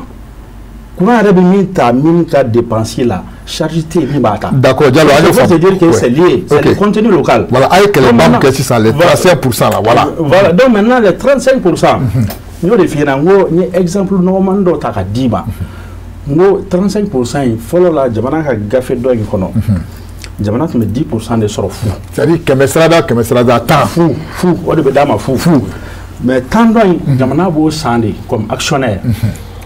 Il y a famou. Bon maintenant si ça en bord de là on a 35 là, jamana be 10 sort fou. 20% jamana bo sang. Encore non, on m'a satisfait, mais au fond, on s'en est corrélé. Mais les tournois au rôle là, c'est-à-dire, voilà, si, voilà, les tournois au rôle là, quoi, c'est-à-dire, voilà, parce que 100%, on a que 100%, faut la 10%, au pied de taille. Exemple nous dit voilà, exemple du cas de beaucoup de néo mais enseignement qui est supérieur là. Exemple pour Roumanie, il y a des commandes sinon il m'a beffam au Kona. Non, il m'a matché ça. Moi, il m'a beffam au Kona. Un exemple, ça t'as 100 milliards là. Moi, nous, société qui a chiffre d'affaires. Au Kona, avec Soro Bella Djelemi, qui est 100 milliards, c'est un exemple. Sinon, d'autres habitent jusqu'à 300 milliards. Au 100 milliards qu'on a là, société mine de dépenser là, société va finir pour 70% sur les 100 milliards. Avec 70 milliards de dépenses là. Donc, Diallo, n'a pas fait ça. Et le société me fera. Société du mal. Société j'ai pris un exemple. Pour que les 10% et 20% ils ne font différencie donc. Il y a différence donc. Pour que les gars différence donc. Donc 30 milliards miméto au début tonoé. Donc maintenant, Jamana a 10% de calculer 30 milliards de cas. Exemple, c'est un exemple. Au 3 milliards et donc il faut sera comme dividende. Bon maintenant. 70 milliards là, il peut sur 20 milliards bêta impôt ni taxe là. Jamana bo jamana be mis sur OR là, tout sur dividende là. C'est pour te donner l'exemple le plus facile. Bon maintenant si c'était 20%, l'État au lieu de 3 milliards, l'État va avoir 6 milliards. Il y a femme. Bon maintenant à fora 605% mimbe. Koka to malien minumbe fait ka domine non qu'on là. Au lieu de casser qu'à participer. Mais 70 milliards au 5% là au malien bâti est-ce que au malien sera là? Bon, souvent au problème B. Au problème B parce que l'État sur l'investisseur malien a un problème chamaïmi. Un entrepreneur chamambé, ce sont les commerçants, ce sont pas les bon, c'est ça. Voilà. Bon, alors que l'investissement, souvent tu prends le risque, tu rentres dedans. Mais maintenant, un entrepreneur très généralement auto-risque, même les sociétés minières là, où le risque bas d'État pour venir investir des milliards. Beaucoup de sociétés de là, j'ai bien compris, Diallo, ça dit que 100% de forani. C'est qu'un acapage quand malien font avec un doigt qu'on a moi dit doit dit femme dire à 5% d'abord actionnaire malien voilà actionnaire malien n'importe quel malien mais jusqu'à présent faut manier bon pour le moment code B au niveau du décret c'est-à-dire décret d'application ni loi bora après loi bêta décret d'application de Bekala c'est-à-dire il y aura une la avec un décret d'application. Après maintenant, après le décret d'application, la loi rentre en vigueur à bon niveau de là. Bon maintenant les 70 milliards là, on a un clanché sur. Diallo qu'elle n'a pas bien. Non, voilà parce que donc maintenant le temps ne passe pas. Laissez, on va finir ça. On sera clanché sur Bukele. Les 35 milliards, c'est juste un petit exemple de 100 milliards. Nous avons une société qui gagne 300 milliards par an. Donc maintenant, 300 milliards par an. Ou bien sûr. Bien sûr, ça nous prend la bien. Mais voilà, donc après vous de Bémolo. Voilà, mais ne sais pas, il y a des sociétés, mais je ne peux pas donner leur nom. Il y a le devoir de réserve. Moi, je suis responsable de la société et font divulguer. J'ai pris un exemple pour que la femme, la société bon fait. Mineur bon fait. Nous avons 300 milliards par an. La société bon fait. Donc maintenant, il y a un exemple de 100 milliards minima. C'est pour te dire l'avantage du contenu local. Contenu local, il n'y a pas de en réalité, on met mis sur l'entour sur le dividende. Ça, c'est un. De deux, il y a une raffinerie qui a créé mal. La raffinerie, ça nous met bon fait. Ça nous met tchède, katana et jamanawara. On me chiffre, nous me font. C'est pas vrai. C'est pas vrai. On m'a soigné. Ça nous met bon à raffiner jamanawara. Mais on dit des chiffres, c'est pas normal. Parce qu'on dit ces chiffres-là. Mais ces sociétés-là, parce que ça nous met mal à Bruti de Beta, Afrique du Sud, en Suisse, qui a raffiné. N'a pas raffiné, nous au diable sur le donc là, nous, on dit qu'on n'est pas d'accord, il faut une raffinerie de l'État. À défaut qu'on a 2 raffineries ici, bon, maintenant, l'État a essayé de nous valoriser. Par exemple, Marina et KMR. Donc, ça nous fait un peu de demande. Au lieu qu'on a trafiqué à Dubaï, parce que ça nous fait un peu de demande. À trafiquer à Dubaï. L'État de Dubaï sur la quantité déclarée. Et nous ferons un aéroport là. À Tchèque, il va falloir d'accord. Voilà. Ok, mais il y a la facture parce que tu viens de faire la publicité de 2 sociétés. Voilà, c'est une publicité. Voilà, si ça amène à F, comme il y a du bébé dans tant bêta, côté, mais il faut que certains doivent amener une nouvelle. Parce que $1 dollar, c'est ça. En bas de Bensi, il dit qu'il est miri, il est sera, car ça veut dire mais pourquoi tu dis ça? Donc ça dit que naïf femme c'est ça. Bila kuma c'est ta foi. Bogele. Ko borola ngolo tejo. Kuma ni tieni ani tiente keniye. U cheka janko jugu. Ne re bolo nango ame bilango kuma fo. Ama nyere soso. Nganete jigi am marabaga la re me jigi jona. Am malien dum. Ningo am malien dum. Aye CNT wo fo ne be jigi ulula. Bari muna na le ko politique mo CNT ko na ne re nyebe politique mo dorone naw. Na bora mo damandola. Ne nyebe politique mo dorone naw. Ni CNT kono. Ah bitate na. Ne nyebe politique mo dorone na CNT kono. Na le ko politique mo ni ala gouvernement takala ja nyema yere folo politique de aseyu.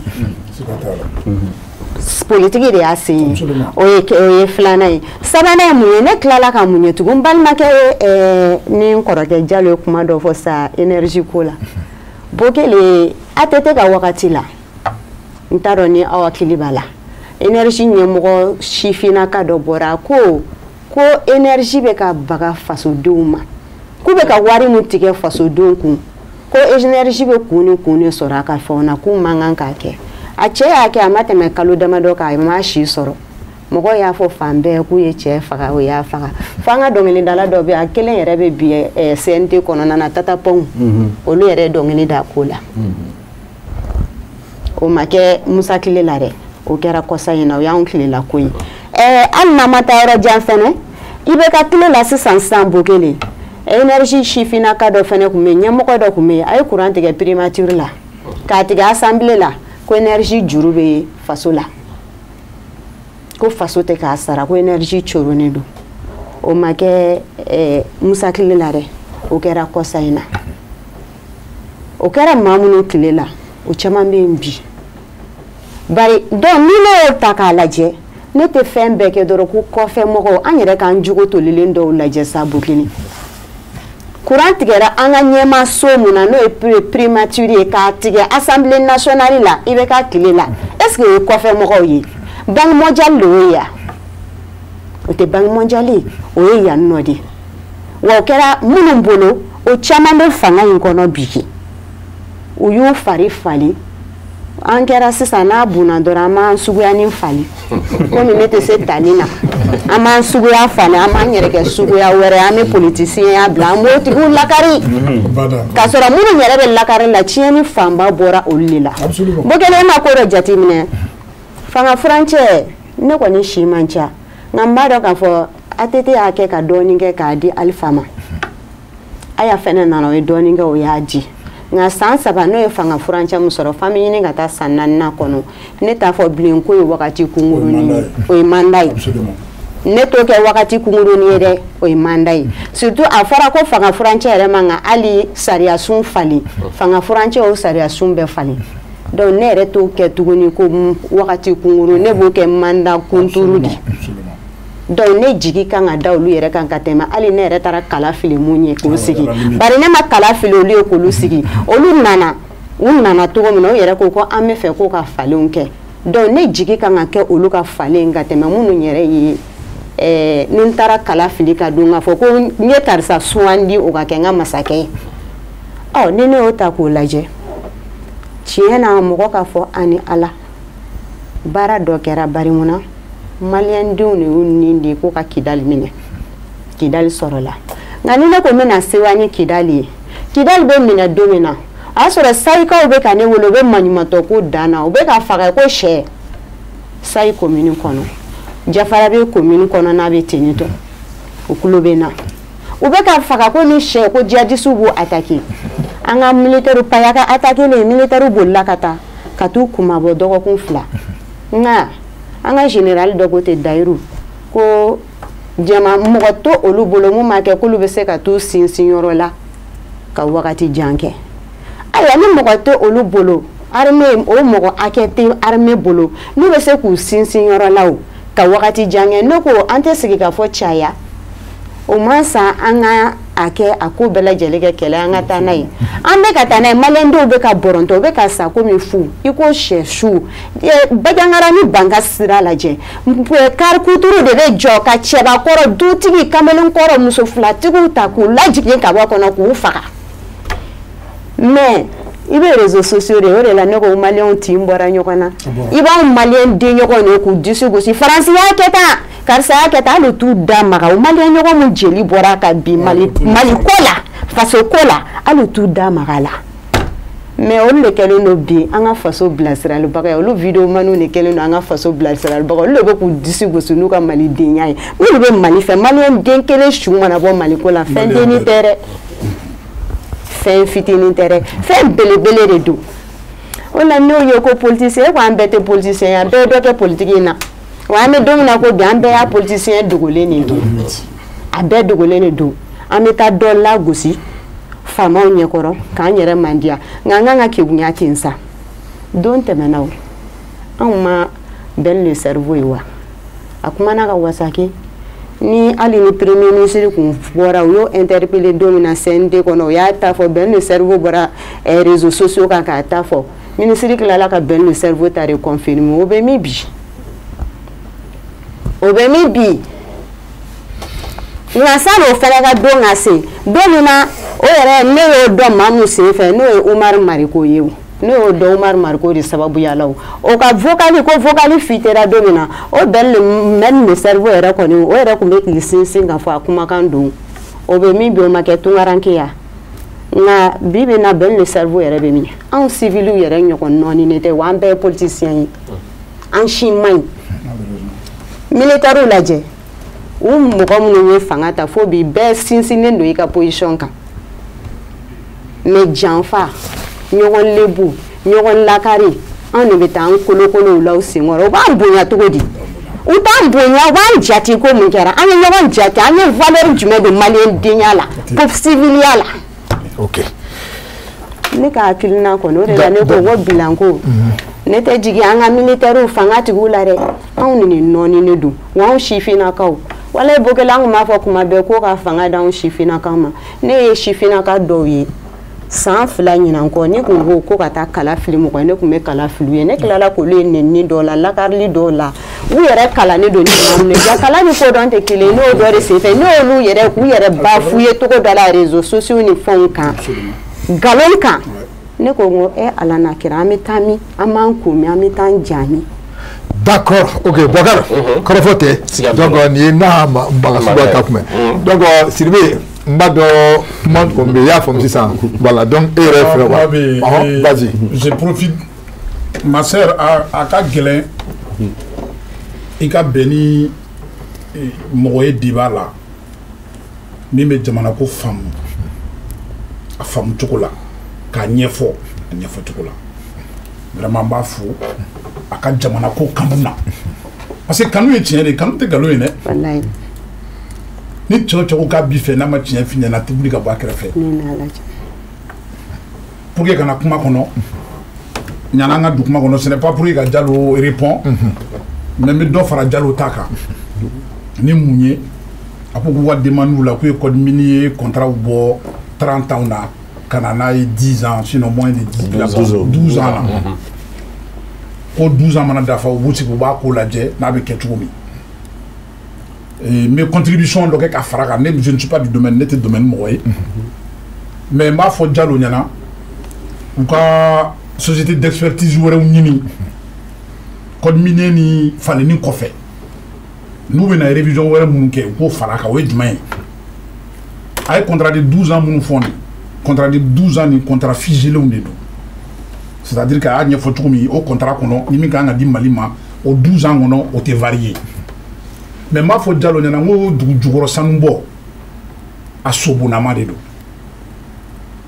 ni yaye alibi farafin jamana ulezele no c'est-à-dire ko nga mi so ta soro ate ko contrat dron janara o dronte anuka janibona sanu boli ni ngo sobondo aye mo formé sur ka parenthèse do daile ko fene fo ka so kana kuma la ni ye dugukolo ta ka laje sanu be dugukolo be boy niveau de la kata niveau de la étude géologique nous en fait mais je crois qu'à courbe sur le Sénat ou qu'à étude nous approfondie nous étude nous approfondie ou qu'à malika part ou qu'à calcul que sur la teneur bien évidemment en fonction c'est parce que ni ça nous bota kalaje ni tonnage kelenta tonnage d'obé ni bet le niveau d'ola il est teneur nous sur la sanu peut-être que ni tonne duru ta c'est ça d'ola il c'est qu'à sanu gram ta ou be moi là.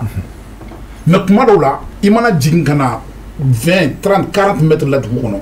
Ni ye ton doux Bogota Kaladje, il est à Béo do Mokmaro, il est à 100 kg qui n'est pas là. Mais calcul manake sur la base de 12 ans seulement qu'à vous me dit Malima. On est Mali, c'est notre durée de théo. On a un contrat de Moroma 100 km. Nasro, on va évaluer périodiquement. C'est-à-dire qu'à bon, il mettre la canne, la teneur mini, ni 30 grammes d'eau, à vous calculer. N'a pas 30 mètres là, 60 mètres là.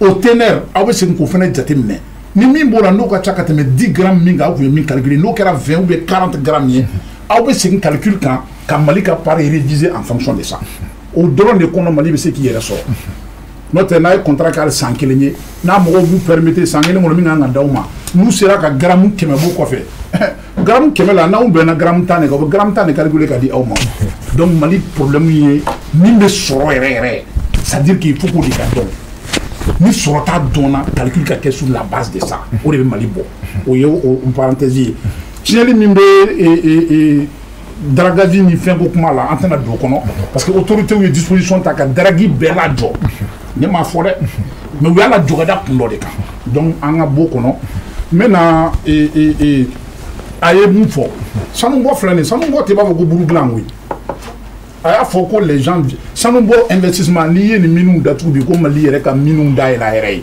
bogela me san bi duru ke antese ka minu dai le comme il le faut antese ka parce que wara min do aya bora ka fo 5% era ni ngala 5% min doron bla la malien ni mo te pratiquement mi me se ka ta 5% complet parce que war ka bo fo ka demander pour que se ka sanu bo bi milliard hakke min do aya fo adama temele no donc bara mi seninte aga mo ko no parce que sanu ñobe ñobu ta ka mala de donc moi au fond ka contribution OK et monsieur Dialloye pour que kana anga débat kono malgré kuma ta akumara ka foko autorité transitoire ko de kunana ku ye fen fo be ka beke ani malem ye fen fouyi be ka beke o kuma la da sera deni ma bon deni ni ko gibe deni ko kuma fo transition ni kono kuma do la ibe transition est la difficulté là parce que munu fora assise kono no ye deni Charti, je crois que Charti Tarabo assise kelen ni mono. Charti est mun fo. Ana me yoro min bi. An ni mo ma fo ka janyo na, an be ba do ka janyo na. Parce que dominant nous me fangata ou daya fo Mali beya ka serment prêté devant la cour constitutionnelle ka fo ko transition ni atete me kalotan chikinga. Ne ma fo e ma fo mo tan na mi afo. Kalotan chiki ambe sans sabalabi. Donc, Nico qui est mis à Beke, moi je trouve que Chamon fora au Lumake. Quand le temps que fait dati flanan dira, ou dati flanan qui a choumi, un bébé au Fenekalama. Donc, on est pour comment faut. Aïe, comment de faire fort et faire une votera à trop. Armée. Nico qui veut m'aller armée comment faut. Un bébé malieni. Moussa Traoré te mêle quoi fait. 90 là qu'on a blabila. La loi de programmation militaire. Mokote na jamana n'kunami mais c'est qu'à faire Mali armée qu'à temer loi de programmation militaire. Ne mi na ibeka ka mokote Mali konomi a nyonaka. Mais ibeka loi de programmation militaire mi ta Mali armée. Mokote na Mali konami mais c'est qu'à faire Mali sosu e katemaka. A fo fam be kono Mali sidia fi. Todi. Loi de programmation militaire. A war bela de be milliard bakele an milliard kemenani. Français kana ba photo di. Il veut quoi milliard. À peu près 1200 milliards. C'était dans le bon. Il veut quoi que armée. Il veut quoi que fort. Alors, Bella de jouer loi de programmation militaire, il a voté quand il était président. Parce que, on a tient fort quoi. Nous sommes niqués. Moi, cité qui est responsable, qui est niqué qu'à bébé. Moi, qui est responsable, qui est niqué qu'à bébé. Donc, nous, il y aura un amboule fort. On a fait parce que la transition est bien. Fin, il y a un cambo sama. Fin de l'autre cas, soit la transition coûte ma compte. Mais madame, vous l'avez mis avec qui qu'on a coupé, Maliko est dame, mais on a savoir donner ça. Très sincèrement, on a bon mot qu'on a le Jamanako. Jamanako est mais fin de l'autre, il va sur à Kelly habite ton cas, c'est degré minima. Mais Jamanaka Hereba la Ibake, ou les Jamananya Boyai. Fin de l'autre, il va tuer. À côté, il y avait mine d'ennemi à la tempositado. Mais Jamanako le Dunga Hereta la Dungi va tuer. Jamananya Moya a beau tout là. C'est pourquoi le président de Koumé, Harry Tourman, a beaucoup de Jamana, il est solo, a tessé qu'à Jatidjien qu'on a Jamana Mou fait. Jamana, il est solo, bidon, Jamana qu'on a dunga la fia degré de fait. Donc, à me dominer Kobi, nan transition, et mandat qu'on a. Moi, je pense qu'en 2023, il y a des fois, on a centré. Mais en 2023, là, qu'a élargi, qu'a vers 18 août, là, l'été de rectification, là, ne peut pas faire 18 août. Qu'a 18 août, là, qu'on a bi, ne peut pas que les mifo, ni le secteur, ça va t'accaler la djé. Nous, sur les plans sociopolitiques, socio-sécuritaires, socio-économiques, ni ça va t'accaler la djé, en bela djelembado, en bébé sadi, en bébado, ou nimba djé, au cas bon, qu'a te mis ta djé, je ne sais pas si mais je suis lancé un peu de bolé colon au théâtre bolé. Donc, je sais que je suis un peu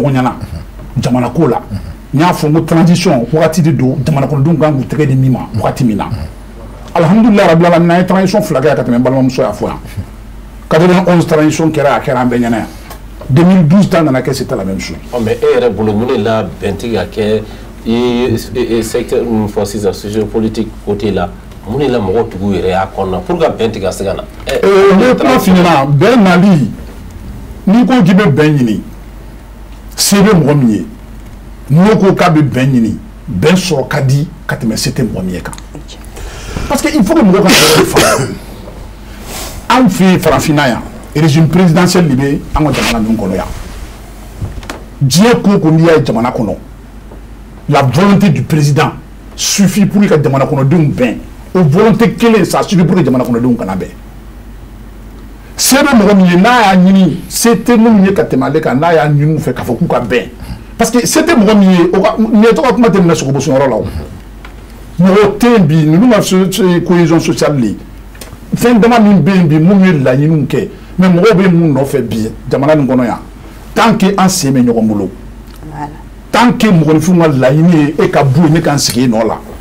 Tant que mɔgɔninfinw ka laɲini ye n fɔra min kɔ k'olu lagosi jamana ni an bɛ ɲɔgɔn nɛgɛ an bɛ san 100 kɛ an tɛ bɔ an nɔ la. Donc o b'a yira k'a fɔ ko au côté beau de là. Mais problème de parce que mais ça c'est évident parce que ni jamana ko gara mɔgɔ ko de bɛ na n'a ye. Ni jamana ko gara jamana ko ye mun de bɛ kɛ. Fɛn dɔw bɛ yen i b'a sɔrɔ e yɛrɛ mɔgɔw tɛ se k'a kɛ. Mais minnu bɛ se ka kɛ e n'olu tɛ bɔ kulu kelen na. Jamana ko n'o don réellement i b'a ta ka di olu de ma. Mais ne ko ko mun de fɔ mɔgɔw bɛ se u tɛ se bɛ jamana ta ne nin ko ta k'a d'u ma i y'a dabɔ ɲɛli de kama. I ma dabɔ jamana ka taa yɔrɔ la o. Donc an bɛ don min na i ko bi n ye min fɔ nin coup d'état nin bɛ kɛ don min maliyɛn tɛ jamana nin kɔnɔ n'i y'a fɔ ko transition nin na k'an b'an yɛrɛ sɔrɔ nin kɔnɔ yan min bɛ se ka d'a la mɔgɔ tɛ yen tellement que coup d'état nin tun nana ni jigisigi min ye jamana kɔnɔdenw ma jamana ɲɛmɔgɔw tun kan ka min kɛ u tun ye min fɔ u tun ka to a kɔ mais le fait que minnu bɛ fasaw da u la minnu bɛ kuma dumanw f'u ɲɛna an balimamuso awɔ. yɔrɔ dɔ fɔ n bɛ fɛ k'o de u kun ye min fɔ u ka to o kɔ. u tun ye min fɔ o tun ye ka jamana u ka na u k'u ɲɛsin sécurité ko ma ka élection organiser kuma banna o. mais e ni Ture tɛ ɲɔgɔn yɔrɔ la. mais an tɛ se ka ɲɔgɔn yɔrɔ la o parce que ne bɛ jamana ko de kɔnɔ ne tɛ mɔgɔ ko kɔnɔ. non est-ce ale ka mɔgɔ ko ye. bon moi je ne sais pas trop mais ne bɛ min dɔn n'o ye tiɲɛ ye ni nɔgɔ tɛ ni hakili la adamaden an bɛ don min na i ko bi mɔgɔninfin mana fɛn fɛn fɔ i jija i ka waleya n'an tun bɔra transition nin kɔnɔ san b'a sɔrɔ an tɛ yan 18 mois min tun fɔra ni élection min organisera sisan b'a sɔrɔ président wɛrɛ nana jamana ko réalité wɛrɛ b'a la min tɛ nin si ye.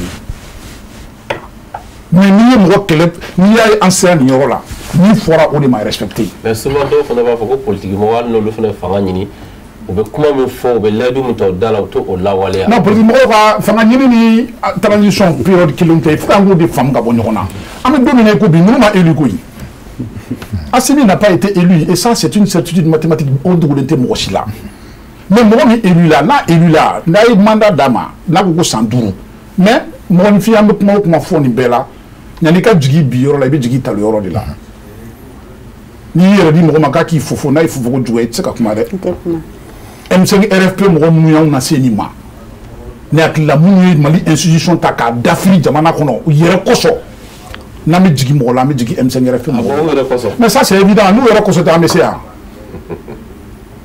aw tɛ se ka mɔgɔ élu dans un régime démocratique ne hakili la n'a tigi ye ko kɛ minnu ma ɲɛ a b'a makɔnɔ élection mana se a ma faamuya la vous venez vous les sanctionner et puis c'est aussi simple que ça mais n'a fɔra ko mɔgɔ mana wuli ni aw ye fanga sɔrɔ régime bɛ ko k'o ta ka bɔ yen o kuma manifestation minnu kɛra Sénégal n'a manifestation i tun mana fɛn fɛn kɛ Mali kɔnɔ yan a bɛɛ tun bɛ laban coup d'état ma Ala k'an n'a cɛ janya et vous pensez sincèrement k'an bɛ se ka taa yɔrɔ la o la deuxièmement min ka jugu Mali ko yɛrɛ la ni ne ye o kɛlɛ kɛ k'a fɔ fan bɛɛ o ye jumɛn ye mɔgɔ o mɔgɔ n'i nana a kana k'i kɔnɔ ko e fɔra mɔgɔ minnu kɔ k'olu tun tɛ mɔgɔ ye kelen ne ye proposition dɔw kɛ jamana nin kɔnɔ alhamdulilah dɔw taara ba la kɔsan na n y'a f'u ɲɛna ni jamana bɛ dingɛ kɔnɔ mɔgɔbaw ko ko ni tasuma ye so minɛ ko ji de bɛ kɛ k'a faga mais ni tasuma ye ji minɛ hakili de b'a faga ni jamana bilala kɔlɔlɔ kɔnɔ ne hakili la jamana kɔnɔ den si tɛ yen min ka dɛmɛ n'a bɛ se k'a fɔ ko dɛmɛ ɲuman tɛ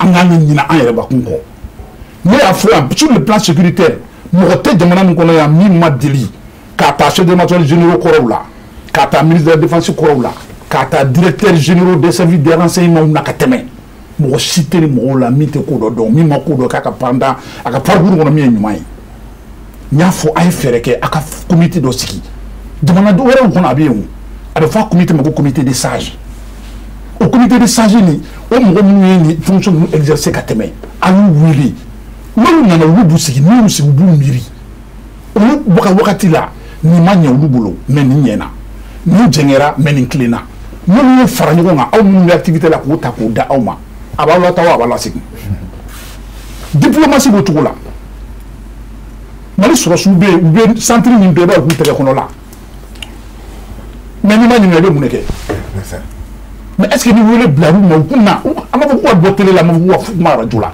a y'u wele a ye comité de sages a y'a créé domaine bɛɛ la moi je l'ai dit sur le plan économique ministre tɛmɛna yan an bɛɛ b'u dɔn an ni Alahu Taala cɛ an b'a dɔn ko c'est des économistes avérés u bɛ baara kɛ hali jamana wɛrɛw u bɛ yɔrɔ min ko bi c'est des consultants internationaux mais a y'u wele sa maliyɛnw de don a y'u wele de min don k'a fɔ aw ye a bɛ mun de bɔ jamana la mais n'aw nana jamana ko kɛ minnu fɔra an ka bɔ mɔgɔ ko kɔnɔ an kana jamana ko kɔnɔ. D'accord. Ok, Touré. Ouais. C'est ça. Débat je parle avec il y a la façon ni bɛ Mali ja hali bi Ala ka ni sababa bɛ de fɔ an bɛ yan hakilina ko don absolument bɛɛ bɛ Mali fɛ Mali de an bɛɛ ba ye mais i y'a fɔ cogo min na NFR ne ni kɔrɔ tɛ se ka ɲɔgɔn sɔrɔ sira caman fɛ parce que souvent a b'a fɔ dugutigi kɔrɔ tɛ dugu ɲalen fɛ donc ne b'a fɔ dɔrɔn i tɛ chauffeur ka ɲɛ dɔn f'i ka bila chômage la c'est que n b'a dɔn mɔgɔ caman b'a kuma fɔ ko l'état c'est une continuité mais n'a tun ɲana mɔgɔw bolo a tɛ bin o y'a bosi ATT la hali sini maliyɛnw bɛ kuma ATT kan a bɛ fɔ ATT bugu a ye waleya min kɛ a bɛ fɔ mais bi bi in na n bɛ tasi bila kɛ an ka président kɔrɔ n'o ye IBK ye dɔw fa don dɔw mɔkɛ don est ce que a tɔgɔ yɛrɛ bɛ fɔ Ala ka hinɛ a la a ka banni gudon ne ye n sigi k'a miiri de quoi c'est comme rien ne s'est passé bɛɛ y'a ye mɔgɔ caman maloyara hali ka kuma fɔ mais n tɛ se k'a fɔ ko mɔgɔ kɛra Mali fɛ ka tɛmɛ IBK kan parce que a bɛ Mali fɛ maliden don hali k'a d'a ma n'i ko k'a fɔ k'i bɛ kɛ président ye kanu de don mais n'a tiɲɛn'i bolo fana il faut que e n'i nɔfɛmɔgɔw k'a dɔn a tiɲɛna bolo a ye chance di mɔgɔ wɛrɛ ma kɔrɔ ye kuma dɔ fɔ a ka kuma kɔnɔ k'a ka taa mɔgɔ kɔrɔ wele ka na NFR ni Mali justice ko k'a kan ka baara k'a yɛrɛ yɛrɛ ma k'an ka justice retracée comme dans les pays les grands pays démocrates comme les États-Unis olu b'i to ye fɛn fɛn i diya i k'a kɛ mais ni justice y'i nɔ minɛ n'Ala ni kira cɛ u b'i condamner 100 ans 200 ans hali n'i sara u bɛ tila ka taa jɔlɔkɔ k'i su la ka mɛn non motion tɛ se ka d'i ma parce que n'i ka kuma bɛ fɔ ne ma e motion bɛ fɛ e kumana ne ma quoi non ok attendez ayi Bokele non parce que temps bɛ ka taa quoi ayi temps bɛ ka taa Touré ne bɛ lamɛn affaire c'est que dirigeant le débat j'arrive. D'accord. Toi, il a demandé, vous dites Bokele, il n'a pas retiré une motion. Bon, à quoi Bokele motion. C'est à moi de dire motion rejetée ou motion acceptée. Il y a vraiment, tu as le temps. Je m'explique. Voilà, donc j'arrive. Je m'explique. C'est ça, il y a un fort. Donc, motion accordée. Motion du mai. Ok. Donc, motion accordée. Mais à Kakma, il faut ça qu'on a j'ai été précis. N ye domaine damadɔw ta n y'olu mɔgɔw fɔ kelen filanan n bɛ min fɔ a ɲɛna ko a bɛ jamana ko kɛlɛ de la foyi tɛ diɲɛ kɔnɔ min bɛ bonya jamana ma y compris le pardon n bɛ kuma kelen bɛ fɔ a ɲɛna procès Nuremberg bɛ kɛ don min allié minnu ye Hitler la bi n'u tun ko k'u bɛ jugement kɛ a kan ka kɛ cogo min mɔgɔ tun tɛ to Allemagne min tɛ taa kaso la. D'accord. Ok. Mais m'a rappelé k'a fɔ a ɲɛna ko Hitler ka plus de 1300 savants allemands olu de y'u yɛrɛ sɔrɔ Amérique avec la nationalité américaine et pourtant c'était des nazis. Donc jamana ko limite t'a la. Ok. Merci. Donc Touré, voilà. Merci Amandi kuma bɛ n bolo ka to k'a tigɛ. Non o fana débat ka di. Voilà, ni ye débat fana bɛɛ ka temps sɔrɔ donc an ye to ye. Non bɛ ka chauffer sisan de. Voilà, bɛ ka chauffer sisan de. Est-ce que i ye faamuya parce que c'est la réalité. Ne bɛ yan n b'o de f'i ye. I y'a ta yɔrɔ min na i ko k'a ko ko ka mɔgɔ kɔrɔ wele la i b'a ye voilà parce que voilà donc an ka sɔrɔ la voilà NFR ne kɔni ma dɔwɛrɛ fɔ transition in maliyɛn fɛn fɛn kan ka wele k'i sen don Maliko la o ma mɔgɔ si to kɔ ne yɛrɛ y'o misaliya dɔ ye mais sani n k'o misaliya waleya fɔlɔ n bɛ kuma dɔ fɔ a ye depuis 2007 an bɛ Maliko kɛlɛ la an tun garandenw 2012 États-Unis a ye Mali Watch sigi Mali Watch tɛ dɔwɛrɛ ye an ka Mali lajɛ gestion bɛ cogo min na fonction fɛn fɛn tun bɛ taa internationalement ani bɛɛ bɛ ɲɔgɔn ye an b'an ka recommandation sɛbɛn an b'a d'u ma an bɛ tila ka visite k'u ye k'a fɔ ɲuman jamana ye baara de nin kɛ NFR k'a ta o ma fo bi maa maa bɛ tɛmɛ a si ma fɛn kelen waleya bon donc i b'i yɛrɛ ɲininka aw bɛ voyage aw bɛ diɲɛ jamana bɛɛ toi tu es un décideur munna i m'a ɲini ka yɛlɛma kɛ n tɛna mɔgɔ tɔgɔ fɔ parce que ne bɛ baro kɛ ne tɛ mɔgɔ tɔgɔ fɔ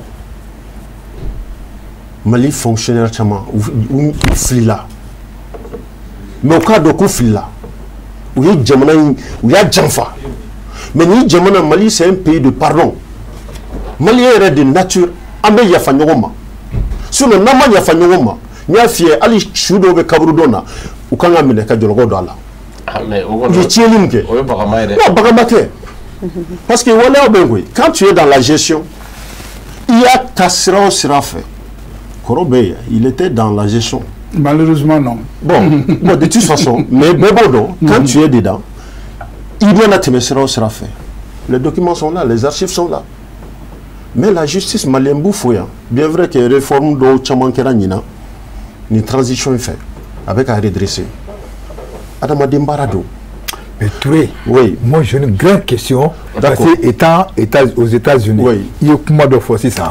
Ma fait quand en Blasra, il y a quand une recommandation fond. Fin. Merci à Shimata.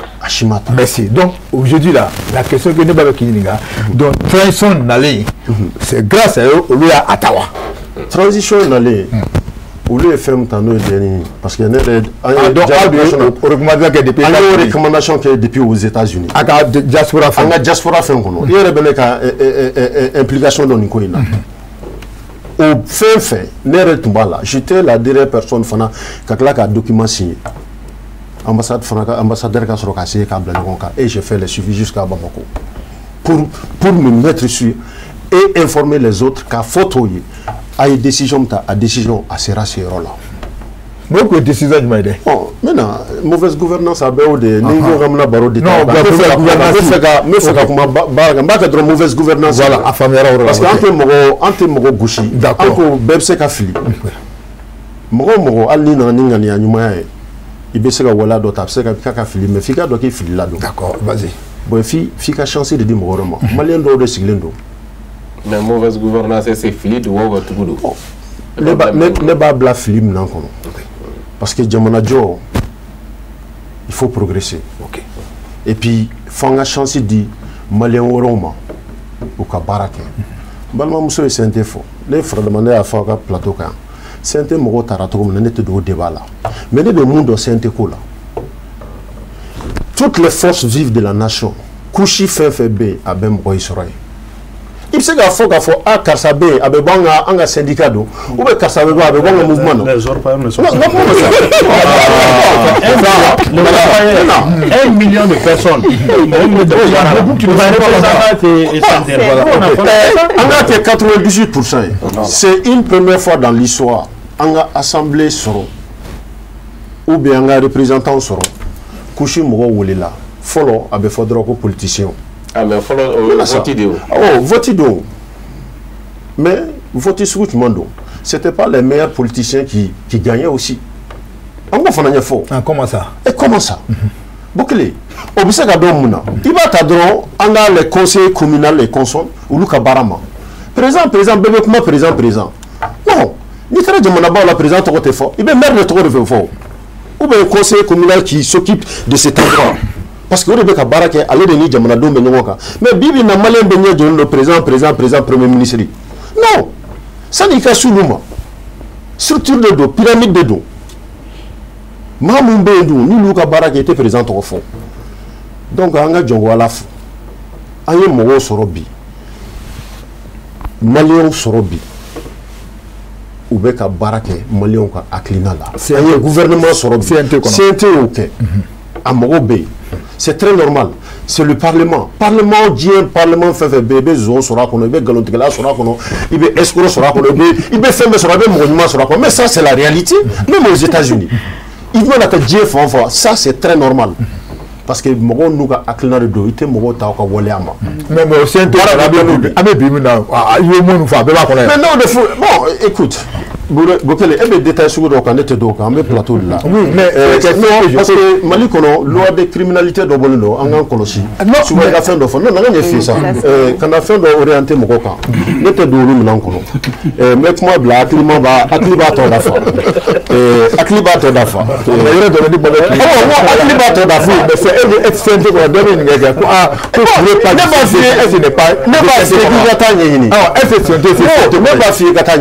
c'est très normal. Tu as le choix. Tu as le choix et tu as recherché. Parce qu'il y a un famille. Mais transition ka fisaliya de ka u ye baara mun kɛ fɛn dɔ fana kɛra Mali in kɔnɔ a ma deli k'a kɛ transition dɔw kɛ o ye ka fanga sigi so n'o ye k'an ka dugutigi la légitimité traditionnelle ne tɛ se ka bɔ kuma la ni ne m'o fɔ parce que ne ye dugutigi den de ye souvent an tun bɛ dimi an faw kɔrɔ mais n'i ye sigi k'a miiri de il n'avait pas le pouvoir tɔgɔ de don ko dugutigi duguw cira yan dugudenw bolila e y'a mɛn ko dugutigi bolila i y'a mɛn fan jumɛn dugutigi dɔw fagara mais ko k'u tɛ taa parce que olu de dugu garant ye bi ni transition nana k'olu valoriser ka bonya lasigi u ma a bɛ ka baara kɛ hali bi u ka statut kow kan u fana ka kow ka don ba la ne b'a fɔ o ye tari tari de ye hali n'i ye baara fɔlɔ cɛnni don a ma bɔ fɔlɔ quoi mun ma bɔ e bɛ mun fɔ légitimité traditionnelle a bɔra kɛ a bɔra ka ban ils sont reconnus non statut bon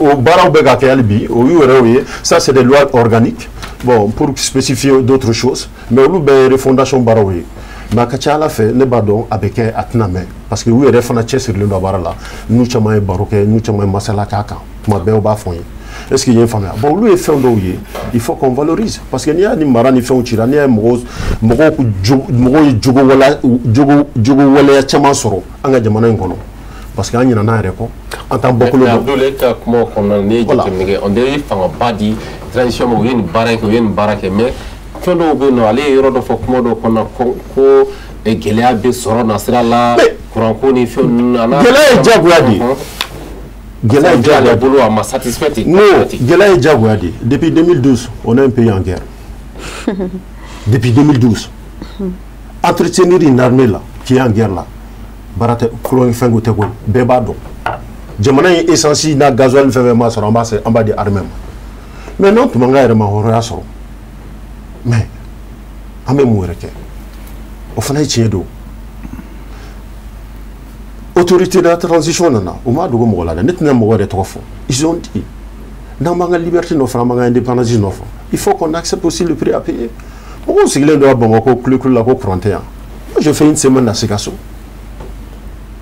j'étais jusqu'à Konsegela 50 km de Koutiala olu bɛ balo la o courant bɛ sɛnɛ kɛ courant bɛ yan bon courant tɛ yen mais n bɛ k'a f'i ye olu ka priorité courant ko ye olu tun ka priorité tun ye fɛn ko min ye en la transition à travers l'aide sociale du président et le PM o ye ka jiw di maliyɛnw ma ka forage ni fɛnw kɛ o camanba de kɛra mɔgɔ dɔw tun sigilen don plus de 50 ans ni tilema yɛrɛ sera u t'a dɔn u bɛ ji bɔ yɔrɔ yɔrɔ a tiɲɛ fɔ vraiment ba dɔ fɔ mun b'a fɛ ka fɛn dɔw ye transition de di maaw ma mais tu as dit quelque chose où c'est très important a ko social président ye forage i da mara ko PMO ye mun kɛ PM fana ka aide sociale bɛ yen o jumɛn ye o fana ye ka forage ni fɛnw kɛ j'ai vu parce que je collabore je prends des informations n b'a ka mɔgɔw ɲininka n y'a ka mɔgɔw bɛ taa Segu maraw la u bɛ taa ka taa forage dɔw inauguration kɛ o bɛɛ parce que président de nana k'o bɛɛ hakilina di maliyɛnw ma k'a fɔ n'i bɛ yɔrɔ o yɔrɔ vraiment n'i bɛ se ka dɛmɛ o dɛmɛ lase sigida mɔgɔw ma k'u ka vie faciliter priorité kɛ fɔlɔ adamaden ye ji ɲini ka d'u ma Mali problème b'aw de hali Bamakɔ ji sanuma tun tɛ bɛɛ bolo an b'o fana tiɲɛ fɔ ok bon o bɛɛ sɔrɔla mun fɛ ne tɛ seulement k'a fɔ ko n b'a fɔ ko politicien de mara tun bɛ mɔgɔ bolo n b'a kɛ ka ɲa mais sira dɔ fɔ aw bɛɛ da tigɛ mɔgɔw la diplomatie yɔrɔ bɛ kalanko parce que aw bɛ ka ko ta mais Mali diplomatie bi tout le monde est fier n'i y'a ye an bɛ AES ko la moi je suis fier je suis fier et je serai fier même demain parce que n'i y'a ye bi Mali bonyalen do sur le plan international o mɔgɔ wɛrɛ de tun bɛ kuma an tɔgɔ la même au niveau du CNT le parlement nos parlementaires qui sont là-bas u ye mission baden de kɛ diɲɛ fan bɛɛ fan o fan ni jamana bɛ kan k'i sigi ka jamana ko kuma fɔ sur l'environnement autre chose Mali maa si tɛ taa ka taa Mali ka kuma fɔ Mali yɛrɛ de bɛ yen bi maa ye san 7 kɛ au niveau des Nations Unies jɔn tun bɛ kuma Mali tɔgɔ la c'était d'autres pays ne tɛ fɛ hali k'a tɔgɔ fɔ o ka o man ɲi dɛ non n t'a fɔ mais a b'a dɔn mais ne t'a dɔn e b'a dɔn ko Faransi de tun bɛ kuma Faransi de tun bɛ kuma Mali tɔgɔ la donc biribiri u ye fɛn bɛɛ biribiri k'a dabiri ka d'an ma yan an bɔra kɔnɔ mais bi bi in na Mali de ko ko Mali maa si tɛ kuma ni Mali tɔgɔ la ni Mali yɛrɛ tɛ Diop bɛ fan bɛɛ a bɛ taa il défend l'intérêt vitaux des Maliens n'o tɛ sɔrɔ décision o décision na Mali t'o don da fɛ. mais dun ka fa fana bɛ cogo di. dun ka fa après la guerre il faut le développement. d'accord jamana yɛrɛ kɔnɔ bi. jamana marabagaw ka baara 2023 kɔnɔ sa 2023 an ye depuis 2023 de la Mali yɛrɛ défend il faut reconnaître ça 2023 là an ka armée exploité 2023 là on a pu instaurer la sécurité au Mali mais avant la rectification avant ce que vous appelez coup d'état constitutionnel joli kɛra yan ne y'a kuma fɔ n ka kuma daminɛ la c'est 8 millions 18 millions 2 millions de personnes au be président ta ka sigi kan ka dulu la non a bɛ tɛmɛ o kan dɔw t'u ka jamana la u tɛ ka 3e mandat ni 5e mandat tɛ yan. d'accord vous êtes là dans les élections okay. On a combien de milliards nous avons dépensé dans les élections a nafa kɛra mun y'an kan bi. d'accord zéro ok Bakar ne bɛ mun fɔ maliyɛnw ye non ma kuma bila donne-moi 2 secondes ne bɛ mun fɔ maliyɛnw ye n'an bɛ sɔn an yɛrɛ ye an ka sɔn an yɛrɛ ye kɔnɔdimi tɛ dɛ ɲɛdimi don san damadɔ in kɔnɔ transition ye baara mun kɛ bɛɛ ɲɛ b'a la bɛɛ b'a dɔn a ma deli ka kɛ Mali kɔnɔ a ma deli ka kɛ a ma deli ka kɛ ma fɔ k'a tɛna kɛ dɛ n'a i kɛlɛyalen don o la i labɛn na Ala o Mali don i garisɛgɛ la don min na ou bien si tu occupes un poste de responsabilité fais mieux que ce que Diallo a fait o tun tɛ Mali kɔnɔ fais mieux que ce que Diallo a fait c'est ce que le Malien demande bibi na Malien ɲɛ yɛlɛla koyi Malien ɲɛ yɛlɛla dɛ n'a sini tun tɛ ka Malien ka baara kɛ wallahi anw ye degun ni fɛn mun kɛ wallahi an tun b'an yɛrɛ sɔrɔ ko wɛrɛ kɔnɔ d'accord bi Mali ka bin c'est pas dans nos intérêts d'accord on est tous dans le bateau ok donc n'an m'an cɛsiri an k'an cɛsiri an ka kuma ye mun ye ok donc Bakar an bɛna kuma di voilà Touré pour conclure i ka parti yɔrɔ la donc élection présidentielle bɛ kuma donc ko mɔgɔ ma kan k'i da don élection kuma na quoi ne bolo dɛ nin ne ka hakilina ye nin tɛ parti ka hakilina ye ne bolo baara min bɛ ka kɛ an ka dɔ fara kan ka dɔ fara chose non baara min bɛ ka kɛ parce que il faut k'an ka bɔ dingɛ de kɔnɔ après la guerre il faut vraiment que hali bi sobasumaw ka sigi Mali développement ko la c'est la réalité donc dɔ ma kan ka mɔ élection ko la élection ko ye ne bolo président wɛrɛ tɛ yen dɛ Assimi ye président ye d'accord a ka continuer n'a ka baara ye a banna mais Touré est-ce que sira dɔ fɛ pourquoi a t'a a ɲinɛ comment ne ye hakilina de d'i ma a sera élection kɛ non bɛɛ t'a kanubaga ye dɛ maliyɛn bɛɛ y'a kanubaga ye maliyɛn ye nin kuma fɔ ne taara diɲɛ fan bɛɛ ne taara diɲɛ fan o fan dɔw yɛrɛ y'a kuma fɔ ka vidéo kɛ ko nin ci président Assimi ma n'a b'a sɔrɔ i bɛ se ka fɛn fɛn kɛ hali n'i bɛ taa ka taa di télévision so ma o k'a publier radio so ma journal ma taa publier an b'a sara d'accord ni président a kɛra élection a ma kɛra kɛ fɛn fɛn n'a ma to Mali kunna pour les années qui viennent n'a ma to Mali kunna wallahi olu bɛna plainte ta kan et puis Mali de don ka quoi un pays qui est en crise en guerre mais an kana yɛrɛ nɛgɛn quoi comment ne bɛ taa ka taa voter un Sidibé je dis hein, je prends un exemple un Sidibé qui n'a aucune notion de guerre ni de sécurité qui ne connaît rien du tout mais taa ka taa voter c'est à cause de ça ils ont sacrifié autant de militaires o de kama ni san ba in kɔnɔ an ma ba don an ka sɔrɔsi la an ma ba don an ka sécurité la. d'accord ok voilà merci beaucoup voilà Assimi ne ka président voilà d'accord donc position donna ka ban donc Touré vraiment merci beaucoup sisan Nawa bon an bɛna e fan fɛ solution bɛ e yɛrɛ bolo i y'a faamu sisan voilà donc o mun b'i fɛ ja 3 minutes. o diyara n ye Touré Manjuko ko ka taa maa ta ka sigi an kunna mun tɛ kɛlɛ ɲɛdɔn nka ni ma fili n balimakɛ Sidibé ko fɛnw bɛ ka kɛ finitigiw ye bi a bɔra civil de la n'o ye IBK ye. absolument la loi de programmation militaire. finitigi m'o kɛ. ne ni n ka denmisɛnninya fɛnɛ yɔrɔ la n ka denmisɛnninya yɔrɔ fɛnɛ na. n bɛna mun fɔ motion voilà motion akɔ voilà motion tɛ dɔrɔn ye IBK loi programmation militaire fɔ 1000 milliards et quelques. a m'a fɔ de a y'a kɛ.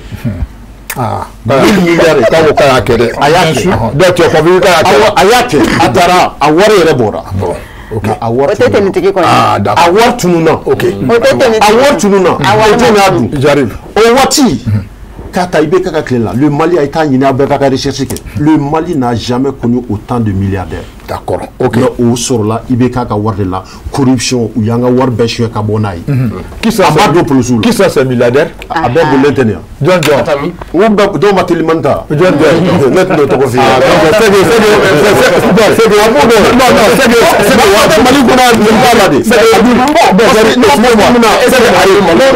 Mali kɔnɔ je fais très attention avec ça parce que la justice je fais très attention avec ça parce que justice ka baara parce que ne kun bɛ ka da bɔ ka di dɛ i tɛ se k'i da don justice ka kuma la mais an b'a dɔn bibi na maa caman maralen don k'u bila Bamakɔ lycée technique la ani caman bolilen don fana an b'a dɔn parce que justice b'u nɔfɛ donc ne bɛ da yɔrɔ ma hakilima b'a tɔ dafa. bon ne fɛ hakilima b'a tɔ dafa ne m'o yɔrɔ de faamu parce que e ka dalu i b'a sɔrɔ dalu b'i e yɛrɛ bolo e de y'a dɔn mun y'a ta k'i bɛ bolila e k'o fɔ. bon n bɛ se ka exemple dɔ datu o sa bɛɛ b'o dɔn l'ancien ministre de finance ale bɛ yen bi Philippe Boiré olu bɛ parce que c'est déjà fait ça olu dɔw bɛ yen mais mɔgɔ caman fana wɛrɛ bɛ yen quoi donc nin bɛɛ n b'a f'i ye. donc e fɛ olu bɛɛ de dalu b'o bolo olu dalu y'a kɛ u bɛ yan yɔrɔ la. non non justice de y'u minɛ k'u bila yen. mais donc justice de y'o ɲɛfɔ.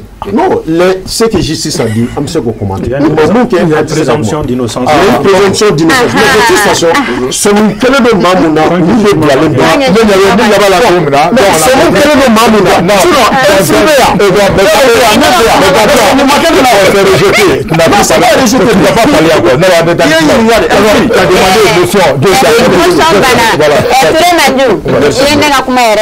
motion bana n bɛna fɛn dɔ fɔ Ture Manju komi minnu bɛ kiri bunakun kan an man k'an da caya olu la ne ta ale ye mun ta tɔgɔ ma sisan a dan tɛ ka lɛtiri sɛbɛn ka ɲɛsin an ka fanga ɲɛmɔgɔ ma ko n'a ko n ye nin kɛ a ye n kiri yɔrɔ o fɔra o kɛra bon ne bɛ tila ka na mun fɔ tuguni ale ka kuma daminɛ na ko maliyɛndenw kan k'u bolo di ɲɔgɔn ma maliyɛndenw kan k'u bolo di ɲɔgɔn ma o de la ne b'a fɔ n ko minnu bɛ sanfɛ n'olu ye faso finitigiw ye ne tɛ jugu la parce que finitigiw ka formation militaire bɛ kɛ u yɛrɛ dama de ɲɔgɔn badi u yɛrɛ dama de ɲɔgɔn sinji u bɛ former o de kama donc u bɛ baara fɛnɛ kɛ u b'a kɛ n'u ka finitigiya sira de nka finitigi bɛ nafa don civil la n'a sɔrɔ civiliw yɛrɛ kɛlen don ka barika d'u yɛrɛ ka ko la ka nafa d'u yɛrɛ ka ko la nka i b'a jate minɛ fɛn fɛn minɛnen bɛ bi ko bɛ fanga ka bolo kɔnɔna na i b'a sɔrɔ o yɛrɛ caman kun cɛsirilen bɛ civiliw yɛrɛ ka farali sira fɛ fasoden jugu fasoden ɲuman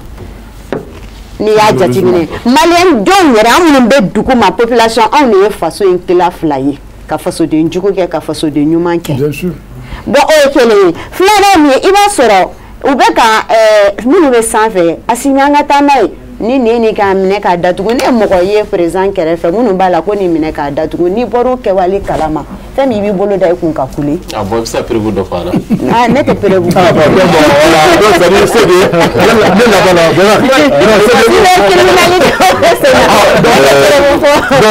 bɛ se ka mun fɔ.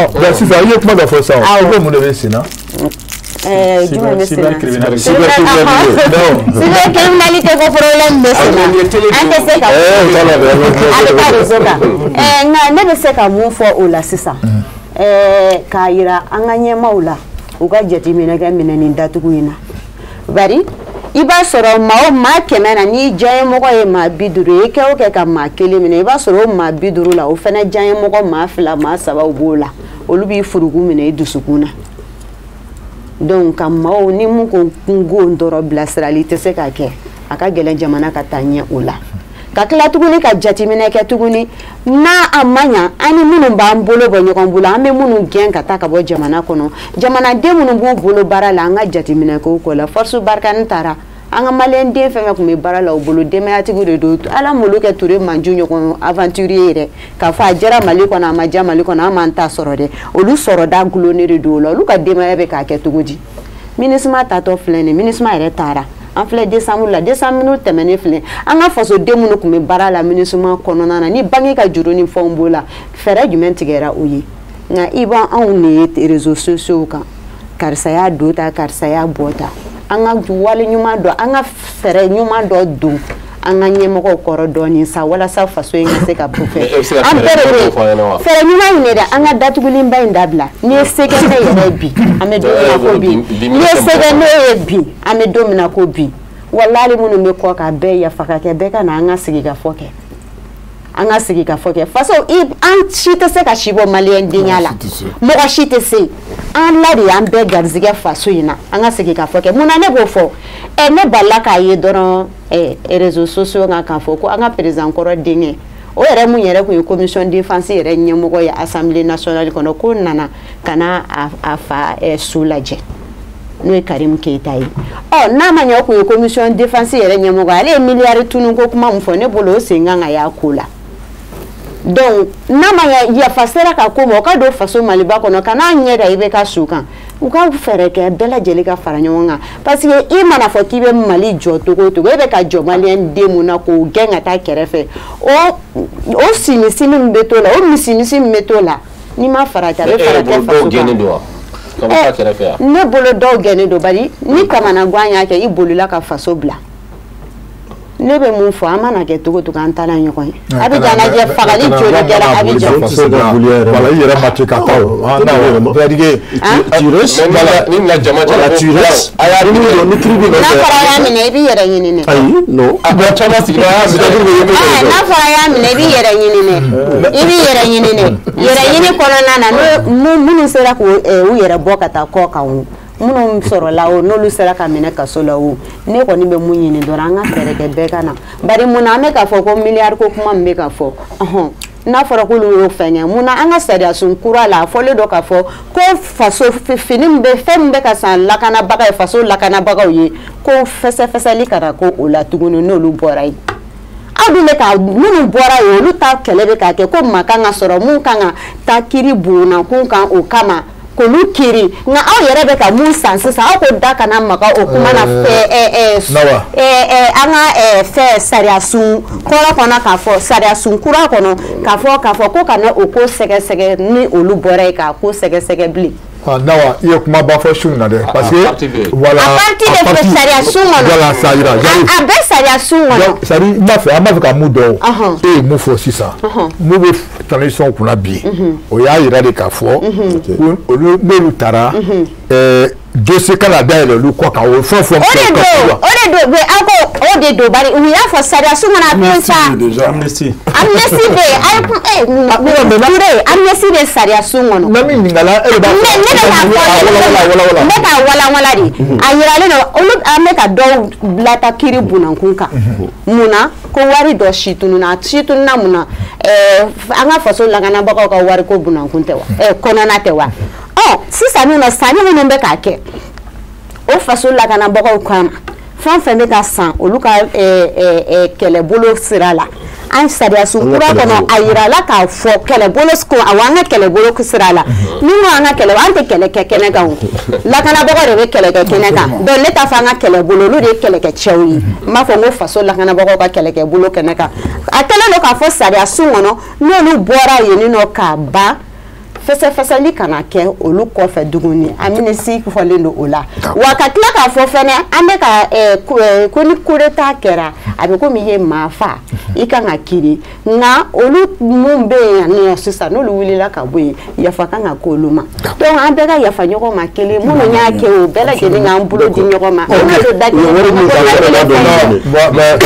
il n'a pas la parole Diallo voilà donc ok merci beaucoup Bukele émission jara n bɛ kɔrɔ Sidibe n fana bɛ parenthèse ni dɔ da la yɔrɔ la c'est que nous on est des spécialistes dans un domaine scientifique an bɛ kuma o kuma fɔ a bɛɛ fɛn don don quoi absolument c'est-à-dire les teneurs ceci cela an bɛ nin mun bɛɛ kalama ok bon on a des méthodes de contrôle d'accord à un moment au ministère des mines service d'inspection tout est et il faut effectivement le problème se posait parce qu'il n'y avait pas de service d'inspection. Mais si ça inspection service créerait, au Bnadon, ça nous a quand même bon. Donc on veut que ça va bouger, jamana c'est qu'à faire contrôler tout le monde. Flana est mis Malini Russie teke di nyokoma. Ka foko na raffinerie d'Orsia. Raffinerie d'Orimbato, Mali sanu te bo blen kasro ama déclaré ka à raffiner. N'o kɛra Mali quantité sanu quantité min bɛ bɔ réellement Mali kɔnɔ an bɛna a si dɔn an bɛna ye k'a fɔ Mali est premier producteur d'or de bon maintenant an bɛ bɔ o kɔnɔna la n bɛna maintenant en tant que Malien maintenant je suis plus dans la n bɛna kuma Malien de absolument pourquoi tu parles pas au nom de non c'est pour dire non o ye sanu ko kuma ni dugu jukɔrɔ ko kuma mais sisan n bɛna kuma min fɔ en tant que Malien bon la situation na cogo min na jamana ye économie de bukele jamana basé sɔrɔ de sɔrɔ tɛ jamana o jamana la hali guerre tɛ se k'a kɛ i b'o sɔrɔ bɔ min i ka dugu jukɔrɔ nafolomafɛnw tɛ i ka sɛnɛ n'i ka bagan mara jamana ka souveraineté basée a ka sɔrɔ de a ka souveraineté filanan ça c'est la souveraineté alimentaire énergétique sécuritaire nin bɛɛ kan ka kɛ jamana bolo de ni kelen fɛn mana y'i jɛ bukele i ka souveraineté ali wari sira ni ka wari t'i bolo i ka souveraineté fan dɔ y'i jɛ donc maintenant Mali kan ka baara de kɛ sur le plan économique an kana taa mɔgɔ deli bilen parce que an bɛ nin ko o ko la garibuya ni fɛn minnu na mɔgɔw ɲɛ don mɔgɔ n'i bɛ taa mɔgɔ de la a ɲɛ bɛ don i la o bukele a t'i bonya bon maintenant fa an ka jamana de lajɛ bon maintenant ne ye min jateminɛ Mali politique ko kɛra jagokun de bokele merci i bɛ 50 millions de députation na campagne ni fɛn ninnu i bɛna joli sɔrɔ maire min sara yɛrɛ t'a bolo o bɛ taa 50 millions de campagne na maire sara ye 25 000 de o jigi bɛ mun kan sa dugukolo feere tɛ donc f'an ka vraiment an ka maliyɛn bila cadre dɔ kɔnɔ politique ye de i b'i ka jamana fɛ i bɛna ni hakilinata dɔ ye k'i ka jamana don da la k'i ka sigida don da la mais n'o taara kɛ place ɲini ni jɔyɔrɔ ɲini ni ɲɔgɔn furuku bokele i bɛ élection kɛ hali n'i y'a kɛ mois prochain i bɛ taa liste lajɛ 92 mɔgɔ kelen minnu présenté i bɛn'o mɔgɔ kelenw de tɛti sɔrɔ yen donc jamana kɛra tant que ne m'a sɔrɔ jamana tɛ lafiya o de y'a to civil dɔw bɔra ka i bɛ ka critiquer ka M5 ni fɛn ne bɛ jalaki b'u kan parce que n'i jɛnna ni démocratie i bɛ jɛn n'a règle de mais e tɛ se ka dɔ ta min b'i arranger don min na min t'i arranger k'i b'o bila bon vraiment faut ka population yɛrɛ de fana éduquer absolument démocratiquement soit en démocratie bla voilà ok en tant que sur la fanga il va y bébé clé tout de suite ali si ça m'a accident d'ora les gens et m'a ñon ni d'ora réseau ni fonka mais autant il béka d'autres mais attité ni à la télé et dans les réseaux sociaux Bibina il faut insulter Assimi tu vas voir ce qui va se passer donc maintenant ouais, mais toi ce que tu viens de dire là Assimi qu'a fait il y a politicien qui a fait le bien donc voilà parce que voilà non mais beaucoup de fanga ko do non parce que les femmes pas franc facile on veut politicien ni homme politique confond ou t'es quel est moi je peux dire que ni jamana est frélé c'est les hommes politiques au lieu de jamana free mais qui sont les hommes politiques bon mais on différencie le politicien c'est quelqu'un qui prétend à un suffrage électoral il veut faire quel député il veut faire quel maire il veut faire quel président tu es un politicien mais un homme politique toute personne qui occupe une poste de responsabilité de l'État tu es un homme politique Assimi aujourd'hui c'est un homme politique il assume une fonction politique de l'État ces décisions peuvent engager l'État. Il faut demander les hommes politiques. Malala Bokele, il y a eu plus de 400 ministres. Malala. Adon Madel Kakali, maire. Nous avons un exemple de mais ministre en gouvernement, al ne oublie pas que maire au TKE. Maintenant, on va fier. Mais c'est pour te dire que les postes.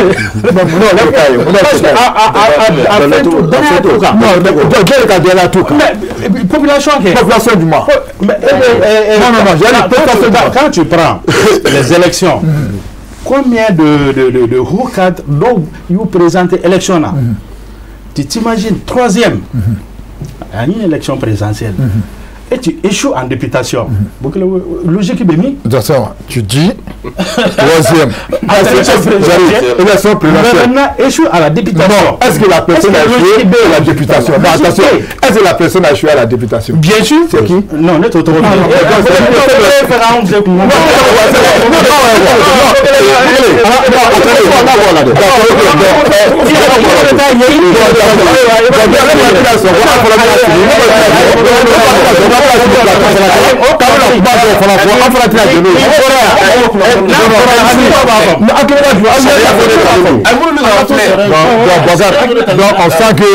on sent que Diallo, je viens. On sent que Diallo et Touré, ils ont peur.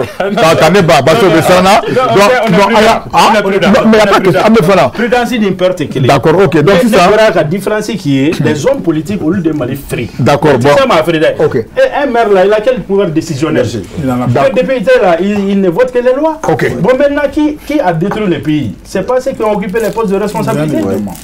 Depuis combien de temps les ministres, les directeurs, bon, au lieu de faire un tout dit, Bokele, au lieu de faire un problème. D'accord, ok, on va. Présent comme famille comme Rodo, présent Tergedo, parti comme Rodo. Bokele, on a vu un ministre et un homme d'affaires, ministre de la Défense, qui facture la chose à 30 minutes. Non, là, je viens. Donc, si ça n'est pas le cas, il faut 600. Donc, Bibi, la maîtresse, mon colonie, au lieu de béni. Donc, comme nomination, donc, le cas nomination, il faut photo là. Il y a fait d'offina, le commande d'offre, notre transition Waratidi. Waratimi, c'est-à-dire, tu mets les choses en place. Par exemple, la transition, la priorité, c'est la sécurité. L'énergie, il fait tout la priorité. Parce que, comme on le dit, il n'y a pas de développement sans la sécurité. Ok. Non,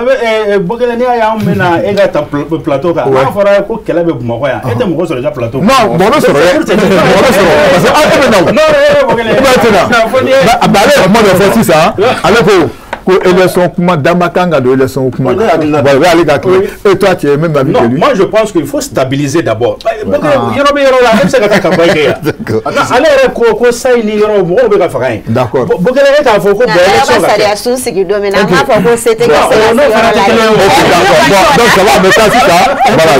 Voilà, donc tiens, Wati nous dira voilà, tout juste. En fait, pour que Kakma Sounia, madame Doni Fala, c'est ça. Moi, je pense que Touré Koko a mis crise guerre qu'on a eu depuis 2012. Bien sûr. Mais en 2012, Mambali, la élection est 2013. Au guerre Mambali, car donc, Guélem, mais Ibeka, quand on demande avec guerre de là, quand on a Makoto, il va falloir que la transition Makoto Choumi, on m'a emballé là. Il demande à guerre qu'on a, qu'à présent, élu, qu'à gain, qu'à demander blani, colonne, qu'on a killé. Mais c'est ça. En guerre qu'on a, en insécurité qu'on a, donc élection mangantaka. Madou Bebita Fanta sur la langue. Kelly. Finalement, avec Madou, il faut beaucoup de et fin toro. Aide sociale, je viens. Anna Jamanako, Jamanamara, Kaneva ou Dido, c'est connu de tous. Imanata, les scènes continent, Imanata fin feka. Mokoteseka Jamanamara, avec bien évidemment les aides sociales, en a beaucoup. Il faut des projets dignes de développement pour que les gens bon là. Notamment, si les gens mara qui veut mourir, c'est-à-dire qui veut mourir bon guéléa qu'on ni aide sociale. Au bout de mourir de djegeduna, qu'assurément de djegemnela. Ayak ma formé c'est qu'un caillou fort. Maintenant pour que kana kuma fort ka kuma kunche. Ami dominer ko bi. Angana nyogo negen transition ni. Malien nga fara ɲɔgɔn kan k'a fɔ sɔrɔsiw ye k'u ni ce u ni baraji transition ni an ka bɔ a kɔnɔ an ka bɔ a kɔnɔ malien kɔsɔn an ka bɔ a kɔnɔ ɲɛta kɔsɔn an ka bɔ a kɔnɔ sini ɲɛsigi kɔsɔn ka sababuya kɛ jumɛn ye diplomatie ko nin n'a da dɔ la ko Mali bɛɛ bɛ bi alhamdulilah rabbil alamin diplomatie ye jumɛn ye diplomatie a tun tɛ fɔlɔ a créera cogo di fɔlɔfɔlɔ jamanaw ni ɲɔgɔn cɛ a tun bɛ gɛlɛya. Na gɛlɛya o gɛlɛya a tun bɛ kɛ kɛlɛ ye c'est pour que o kɛlɛw bɔ jamanaw ni ɲɔgɔn cɛ ka diplomatie créera ka n'a ta ka don ba la k'a kɛ fɛn ye fɛn min b'a to jamanaw cɛ gɛlɛyara cogo cogo mɔgɔw ka bɛn a kana taa se kɛlɛ ma o de nana ni diplomatie ye n bɛ profiter ka plateau kan ka jamana ni diplomate chevronné dɔ tɔgɔ fɔ yan n'o ye docteur Raphaël Keita ye a y'a ka baara bɛɛ kɛ affaires étrangères la ale de ko ne ma a ko Sidibé a ye n dɔn don min ye a y'a sɔrɔ ale ko k'ale bɛ fɛn na depuis 2017 ne b'a fɔ a ɲɛna ko ne a ka fɔ ne ma ko Mari Sidibé a daminɛra 97 ni bi o tɛ tile 10 ye dɛ Docteur Raphaël Keita j'admire ton courage, j'admire ton engagement. Mais on n'oublie jamais qu'il y a suffisamment de mots dans un dictionnaire pour ne pas dire certaines choses avec certaines manières. Oui. Au cours du jour, quand on a un tanafo, quand on a un boulot, on a un boulot, on a un diplomatie n'a pas été. Mais diplomatie n'a pas été. Ça, jamana ou tchèque sur nyona, ka jamana ou kisi kelema. Ni akili la diplomatie ka essence ba au dedans. Mais la diplomatie, n'allez aller de ka foko diplomatie min bien bi. Ni diplomatie n'allez non ma kesa babuye ka jamana kisi ani jamana wera nyongon tche sitanema. Moi je pense qu'il doit être. OK. Pour le kuma ban, ami ni fo nyongon nyana. Jamana ni 2024 mi doto flé. Ni élection on prévoit nous en début. Jamana ni magote contestation wala la. Amba fo beka la main. Jamana ni magote protestation wala la. Jamana ni magobi jumena. Anga élection ke sorosu kata caserne ngono ngola. Mo mi manga ta jamana kono dum fe. O ka ferege ka mali ni je jamana be so nyona. Pour le développement on va créer investissement dans jamana kono parce que ni jamana ni investissement te jamana kono jamana ta era so. C'est les investissements qui génèrent des ressources.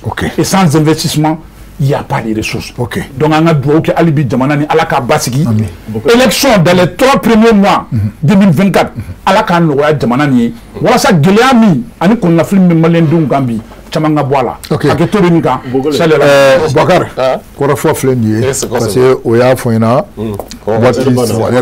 voilà. Donc, si ça vraiment.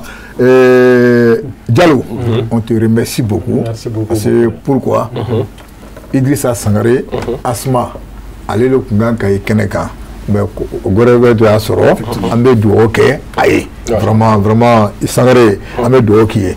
Donc, dès qu'il va Diallo, il dit que non, il est disponible. Donc, vraiment, merci beaucoup. Il dit que Nana, il se fait faire la. Donc, Malonso, ça fait 2 ans, il est à côté, plateau, il y a fait moi. Donc, on profite vraiment, merci beaucoup. Il dit que donc, parce que moi, je suis replay là, à Amé Tchode, Nante Moussou Choufé. Il y a fait moi. Bon, il y a Kokacha. Voilà, Kokacha. Il y a fait moi. Mais politique là, Kokacha. Donc, vraiment, merci beaucoup. Il m'a il voulait donc, il m'a fait si c'est pour venir parler du pays, il m'a dit. Bon, Sylvie, vraiment, merci beaucoup. Il dit que je vais dans des drones. Pardon. Bagar, il faut le faire du boulot.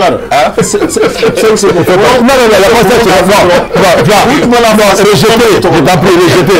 Donc, la frère, c'est rejeté. Voilà.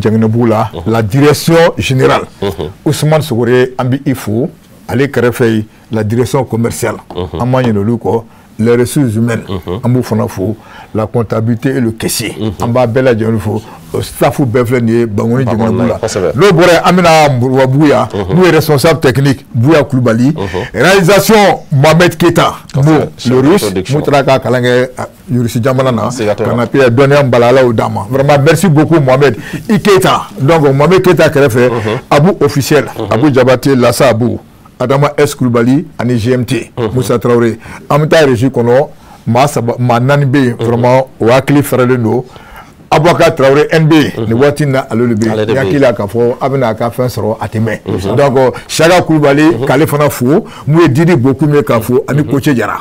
Voilà. Ok, donc, nous avons mis chauffeur et donc, Sengabalo, Ambou, Fouania Fo, et au lieu de vous baigner, wa bébé da ou nyefene donc vraiment mu foko wala ñano no Lamine Traoré Serou Diallo ani Youssouf Diallo donc o ka chesri la mi gardien fene ambu fene fo Tchekroa ale no Moussa Diarra ambu foko wala ñano amane garde national ma fene ko donc no ka Samara Bando ka Marfa Bawo be ya sala ani wati belajele ka garde moya ande be ka funga ka la je ko sebe anga musorowa comme Sou Diafara ambu belajele fo no bore drambe KS Kalou Sampara amba afo adran doni Mohamed Sampara donc yakila ka fo kan mu nato do produit do bu bolo dona natala o bena passer au maya parce que tant que ni ma fait de maganga kuma mais ambu fala fo parce que la bi mo do o bena ke fala 15 Kalou Sampara ani Mohamed Sampara donc Mohamed la di tout do donc aga fulu fla no bore mori Traoré Côte d'Ivoire amba alifo ani baga la police des Zégois amba ni Corée parce que kan be dake wani koroboche c'est pas loin ani voilà donc mu Kajane amba le fana fo sur Mandjara donc blo le ni a Furmuso au bebo en fleur ambo fana fo no boré ameta Ismaël Afandé mouvement Jamana Kano vraiment c'est un jeune qui est très dynamique donc amba aller fana fo Seydou Konaté Seydou Kamileba Côte d'Ivoire Jamana Kono homme d'affaires do ansadi beba ado vraiment korobo ani yamsoro Italie donné parce que Mohamdo Chesri Bala puis il est très vraiment à Chesri no Jamana Kola donc amba fou no boretro ka Dramane Traoré banama dra kalifana fou no boretro amesro ka temeni kuma toy muye Ousmane Chérif Madan Aïdara akademia la ambo bela jeno fou sous vraiment un bon Keneka. Donc, Watina, un peu de hockey. Puis, chrétien, en dehors d'eau. Donc, bité le 24, voilà, il y a qui l'a fait un balance au Kalema invité, dans fond Fambiani. Il y a qui l'a fait Mo Johnny Tamba dit Tourema, Ani Dialoma, Yafama, donc, on va occuper là. Vraiment, donc, on a la Bachigé, Dimachiure, Ani invité au Rabin à Nonsro, sans oublier le président conseil d'administration, Chérifla, Samba Koulibaly, Ani Fadi Nyamurobao, Amba Bela Djeloufou, Amanina Beko. Akambe, dimanche prochain. Merci.